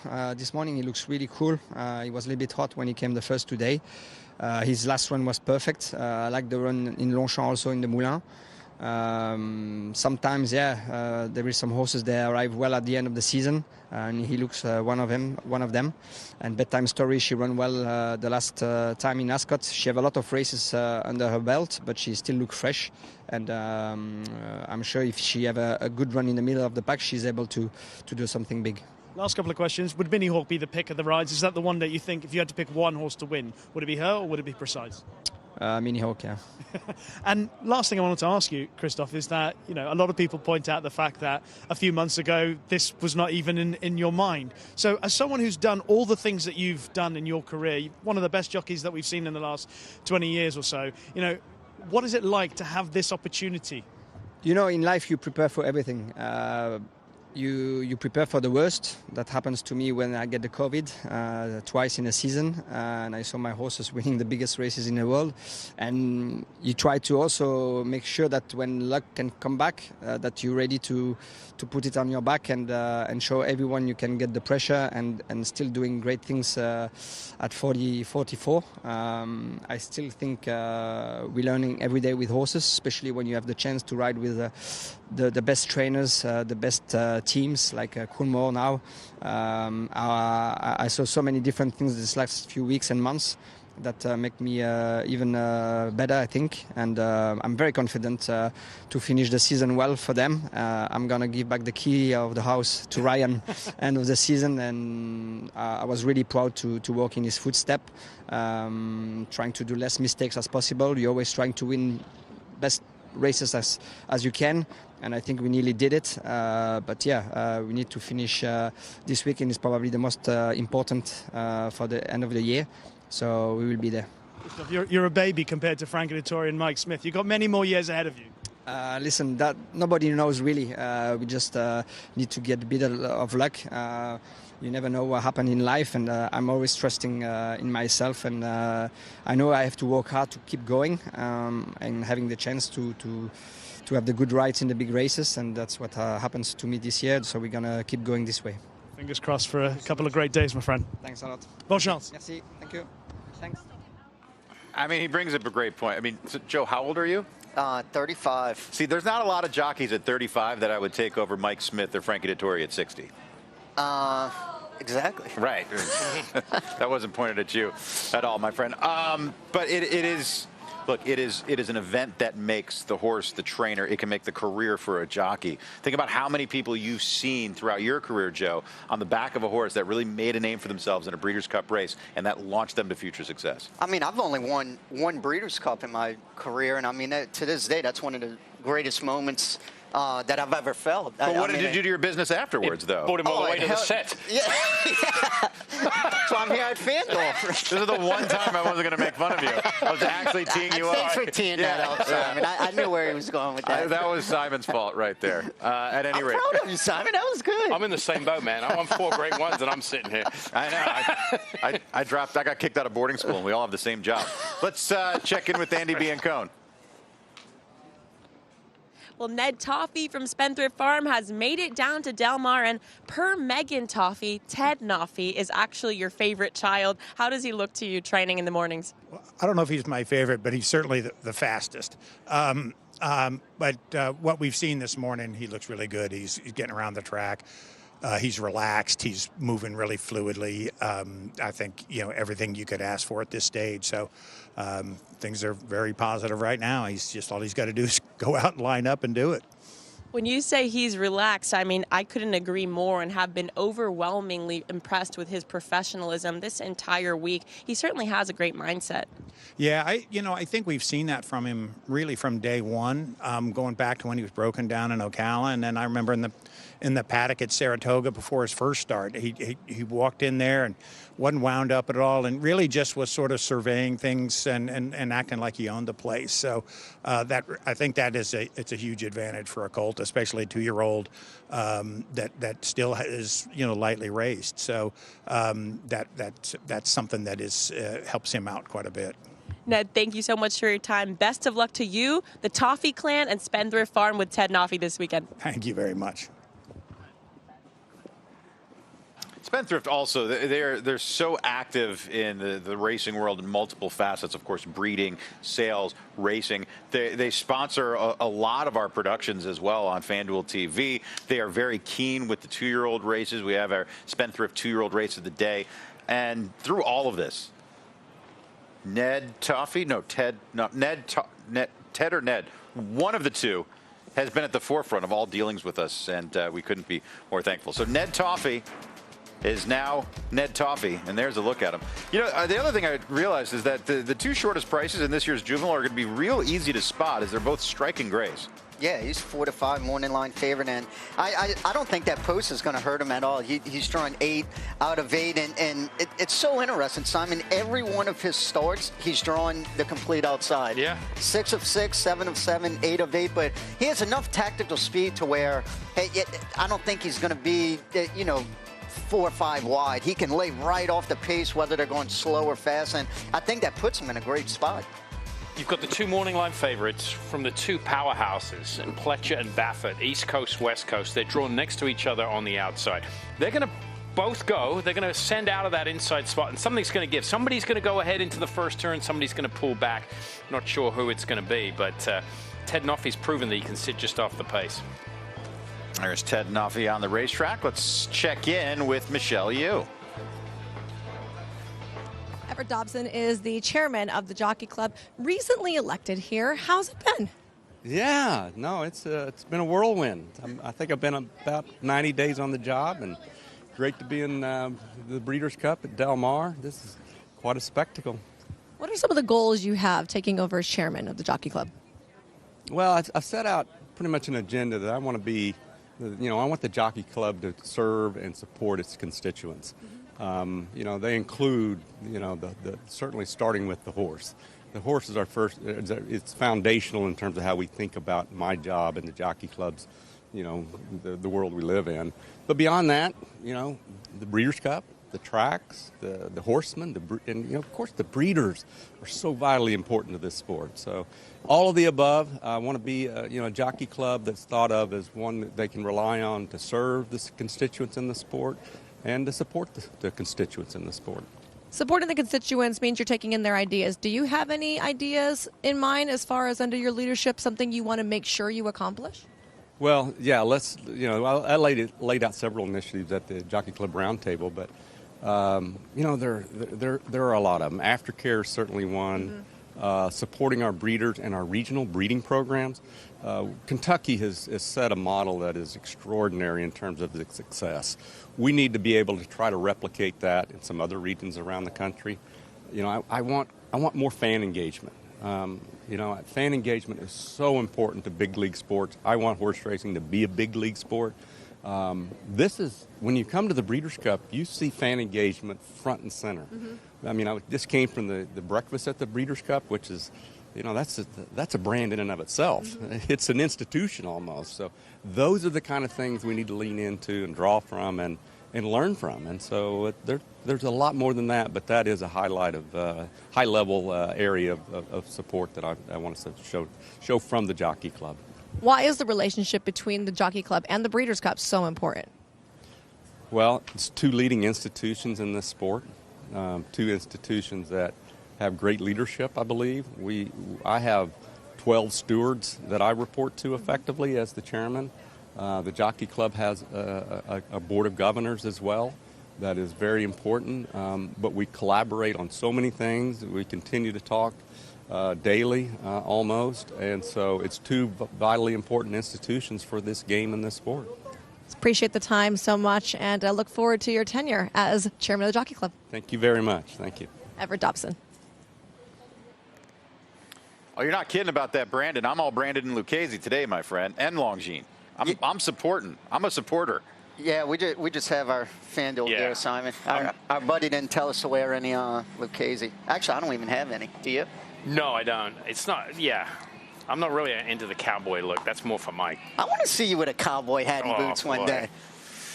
We are going to take our final break of the breakfast shows, and when we come up, we're going to take a look at the highlights from the last 7 days. We'll be back right after this.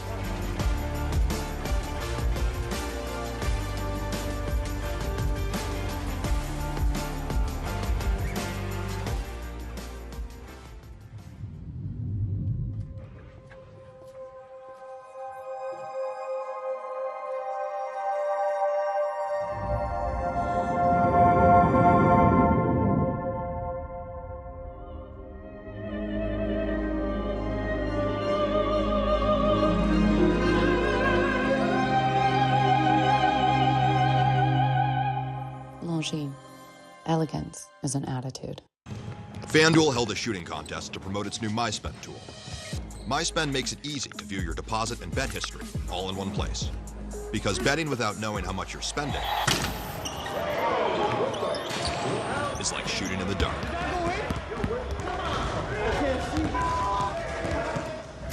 See the whole picture. Make FanDuel's MySpend tool part of your system and stop shooting in the dark.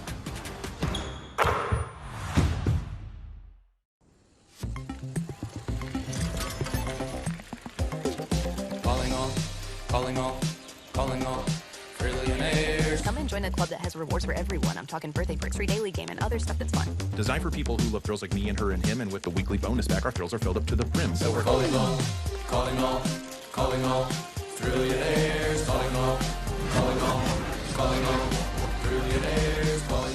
Calling all trillionaires. FanDuel Casino. Join me as I take a deep dive into the least insulted ticketing app in history, SeatGeek. Did SeatGeek invent the ticket? No, but we do make them work. Drum roll, please. Ooh, how do I use the seat view feature? It shows seats with a pole blocking the view. Don't buy those. What if I want to sit behind a pole? Buy those. Join me as I bore you to death with a series of interviews about a ticketing app that just does what it's supposed to do.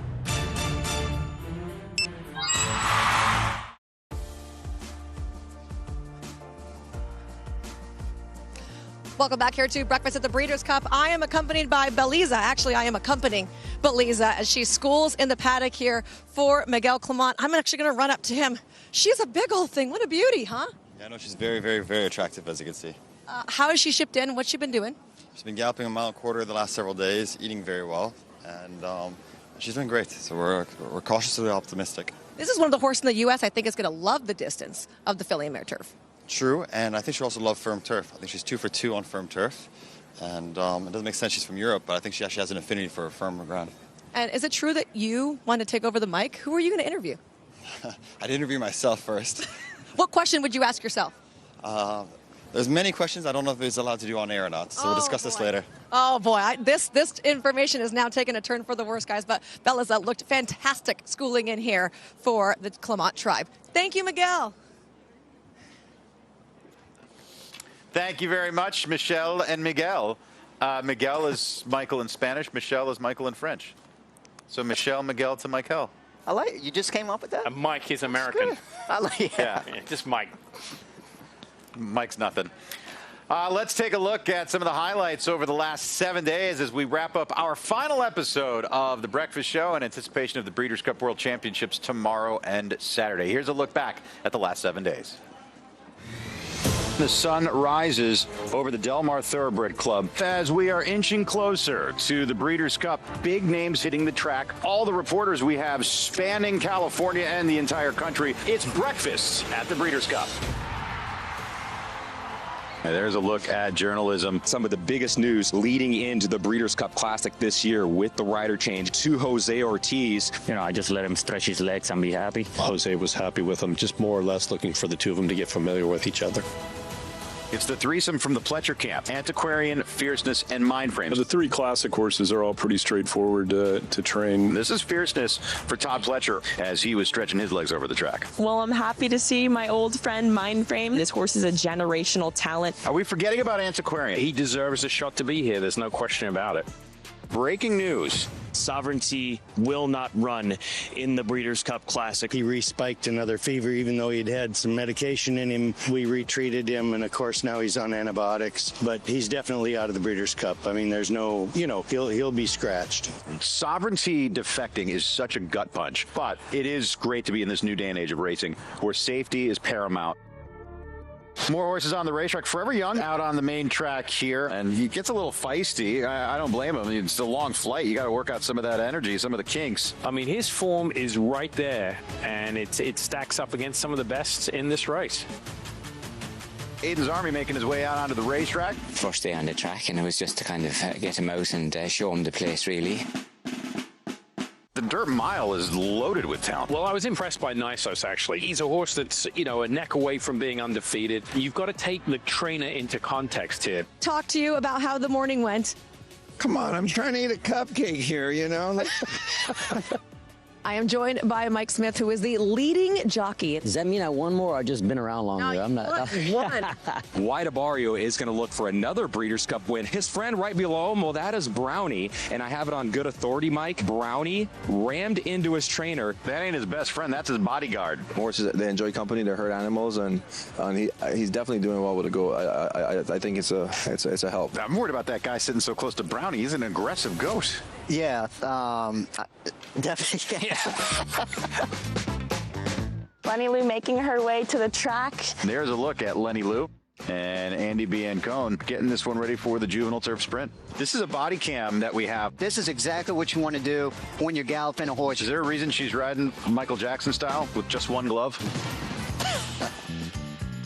I was only galloping with a right glove because I lost the left one. And if you know me, that answer tracks. I've seen her lose her car keys, her cell phone, her credential. Thank you for joining us here on Breakfast at the Breeders' Cup.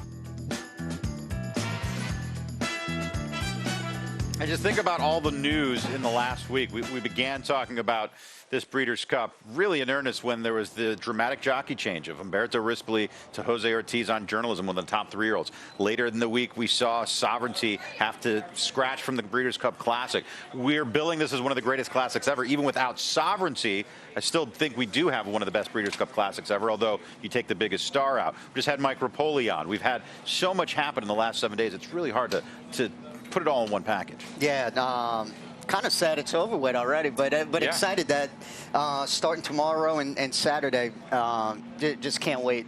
Cannot wait. It's over for us, but it's not for the owners and trainers. It's still 24 hours to the first Breeders' Cup race, and these horses have still got to go out tomorrow morning and get through some of their routines into Saturday. So fingers crossed, racing starts here in 2.5 hours. Yeah, we have to be right back. Yep. Got some nice tweets about Joe Talamo.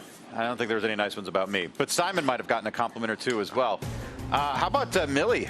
The new kitten at Savvy Exact is enjoying watching the Breakfast at the Breeders' Cup with FanDuel. Hey, thank you very much, Millie. Breakfast at the Breeders' Cup coverage on YouTube has been great. Loving the in-depth barn interviews and access they're getting. Well done, FanDuel. Pick of my weanling ready for treats. And Kevin Kirstein. While it's a bummer not seeing Joe Talamo in the irons, it's been awesome hearing his perspective on Breakfast at the Breeders' Cup. Great addition to an already strong cast. My man, Kevin. That's KK, yeah. Solid. How much did you pay him? Just a 20. Literally Breakfast at the Breeders' Cup. Oh, that's a stout breakfast right there. How about the macros and micros in that? Wow. Ooh. Makes my Lay's chips look not too good, right? And Breakfast at the Breeders' Cup is top-tier coverage. I put it to the head of any major sport. The crew strings it together for several days in a row. Great concept. Evolved into a great product. Chance Moquette tweeting that out. Thank you, Chance. It's Ron Moquette's son. Yeah, I'm a big fan of all the Moquettes. He was here. I think he represented some owners last night. Had some action at the sale here, so he's been busy. Thanks, Chance. If you were with us through our run-up to the Derby and some of the great racing throughout the year, you got to know content creator Griffin Johnson. He was part of the ownership group of Sandman. He's become quite the horseman, and we put his horsemanship skills to the test with Andy Biancone. Guys, we've got the whole squad out here right now. We have Griffin Johnson, Mr. T from the Asmussen Barn, and Haley Amos from Breeders' Cup. But Haley's going to be our holder. And Griffin, let's do some horse care. Yeah, let's do it. Come on. All right. So I'm taking your lead, by the way. Awesome. So I'm going to show Griffin how to put a polo on, and then he's going to attempt. Let's go. Got it locked. So Griffin, very important. Okay. They have a cannon bone and the tendon. Anytime you apply pressure when you're putting on a bandage, you want to pressure on the front is okay. You don't want to be pulling on their tendon. So I start on the inside of their cannon bone here. Mr. T is quite large, so I will start halfway down his leg. And I just put very slight pressure around his ankle. I want to support the back of his ankle, and you want to make this nice little V in the front. I like to go twice around their ankle. So I will go down, up, and I'll just continue with those very even lines and even pressure the rest of the way up his leg until we're at the very top. Velcro. Boom. All right. Front's a little easier than the back, than the hind. I'd say they're both about the same. You try the other side. Okay, we can do that. What up, Mr. T? So, I'm pretty sure, so I've done this before. Last time they told me the most important part for this is definitely where you put the pressure on the front, right? Absolutely. No pressure on the back. Exactly. You got it. Let's go. And then which side? Do you have a side you start on, preferably, or you just start like this? I'd flip it around. Okay, so you flip it like this? Like this. The starting point for me, by the way, for this is the hardest part for me, starting it. I never know how. That's okay. I struggled with this too. Barn, they always teach me, like, you know, how to do it. They show me, I do them, and then I forget which way to come around. You're doing good so far. Okay, down. Pressure around the front. Yep, and try to just make even lines. Yep, you can go around the ankle now. Down. Okay. Back of the ankle. Yep. You want that V in the front, right? Okay. Okay, that's pretty good. Up, you want that V. You want the V even more? Okay. So like so? There you go. Okay. Okay. Again. One more loop down. You're going to do another one around the ankle? Yes, sir. Okay, we can do that. Maybe. Right on. There was a fly. Oh. You're doing pretty good. I think we can do this. It's not bad. I mean, look, they might take it away and like redo it, but you know, I'll get a few claps and they'll look at me and say, "Good job." Honestly, this is better than most horse owners. So, you know, there's yours, there's mine, about the same. I'd probably give you, if it was one of my grooms, I would probably tell him no bueno. But yeah, we're lacking a little in the. It's a work in progress. Like I said, it takes a lot of practice, and for someone who's just gone into this, it's not bad. So, high five. Okay, let's go, Mr. T. I'm sorry. I'll work on it. Look, it wasn't pretty, but it got the job done, and I'll be honest, it's better than I could do. I was about to say that, so thanks for I got saying no it. shot. Yeah, I would have no shot. It wasn't pretty. And it didn't get the job done. Sorry. We got a crazy comment on YouTube. I'm not even sure why we're showing these on television. FanDuel, keep Joe Talamo and pay him well. Oh, I like that last part. Maybe we'll keep him at any rate. No, we should pay you well. We're not going to. We absolutely should. And let's take a look at some of the wagering coming up. As we get to the Breeders' Cup, it's the two biggest days of wagering on the year, where we also have live racing today at Del Mar and on Sunday. One nuance I want to make sure people are aware of. The pick six at Del Mar is in general a $2 pick six. Breeders' Cup Day, though, it goes to $1. So for the Breeders' Cup, the pick sixes are $1. It's hard enough at $1 on those days. Every other day here at the Del Mar thoroughbred meet is going to be a $2. We've got all turf pick threes on Friday and Saturday. And the payout of last year's all turf pick three $630.30. With 2 favorites. With 2 wagering favorites. So that's my favorite wager in Kentucky. I know at Keeneland started it. Now Churchill does it a lot. The payouts for that are so good if you could get especially a little bit of a long shot in there, because the pools get so big with that $3 minimum. Yeah, and the fields, 9 times out of 10 on turf races are bigger than dirt races, Yes. right? So you're getting full fields. We've got these non-consecutive doubles, as we were showing you, the juvenile fillies to the distaff, the juvenile to the classic, juvenile turf to the turf, and the distaff to the classic. The non-consecutive double payouts, the multi-days as well. And then we have all these special wagers, the all-dirt pick 4s and the all-turf pick 4, as those two will start early part of the card with the first Breeders' Cup races on either surface. So plenty to look forward to. Get your handicapping. And just as important as handicapping, make sure you structure out your plays. Make sure you know what you're doing. Spend just as much time mapping out your bets as you do handicapping, Joe. I will. Don't worry, Mike. You too, Simon. Yep. Been a pleasure working with you guys all week. It's my favorite show to do each and every year, and couldn't have done it with 2 better guys. See you in a couple hours. It's the nicest thing he said all week. I love it. Yeah, well, thank that. You're not getting wait till the camera turns off. Yeah, you're not getting any more compliments from me. That's it. At any rate, that does it. Breakfast at the Breeders' Cup. We were here at sunrise every morning, bringing you all the Breeders' Cup horses that hit the racetrack and feeding you at the breakfast marquee. And if we couldn't feed your bellies, hopefully we filled your minds and we filled your hearts with these fantastic equine specimen and their feathered friends on the infield pond. We had horses breaking from the gates. We had horses galloping. We had horses in breezes. We had the favorite scratch from the Breeders' Cup Classic. We have a jockey change on one of the best 3-year-olds of the year. We have story upon story upon story. We have specially curated dishes from Michelin chef Curtis Stone, and we have live racing coming up from Del Mar in 2.5 hours. Thank you for joining us on the Breeders' Cup Breakfast Show, and good luck this weekend.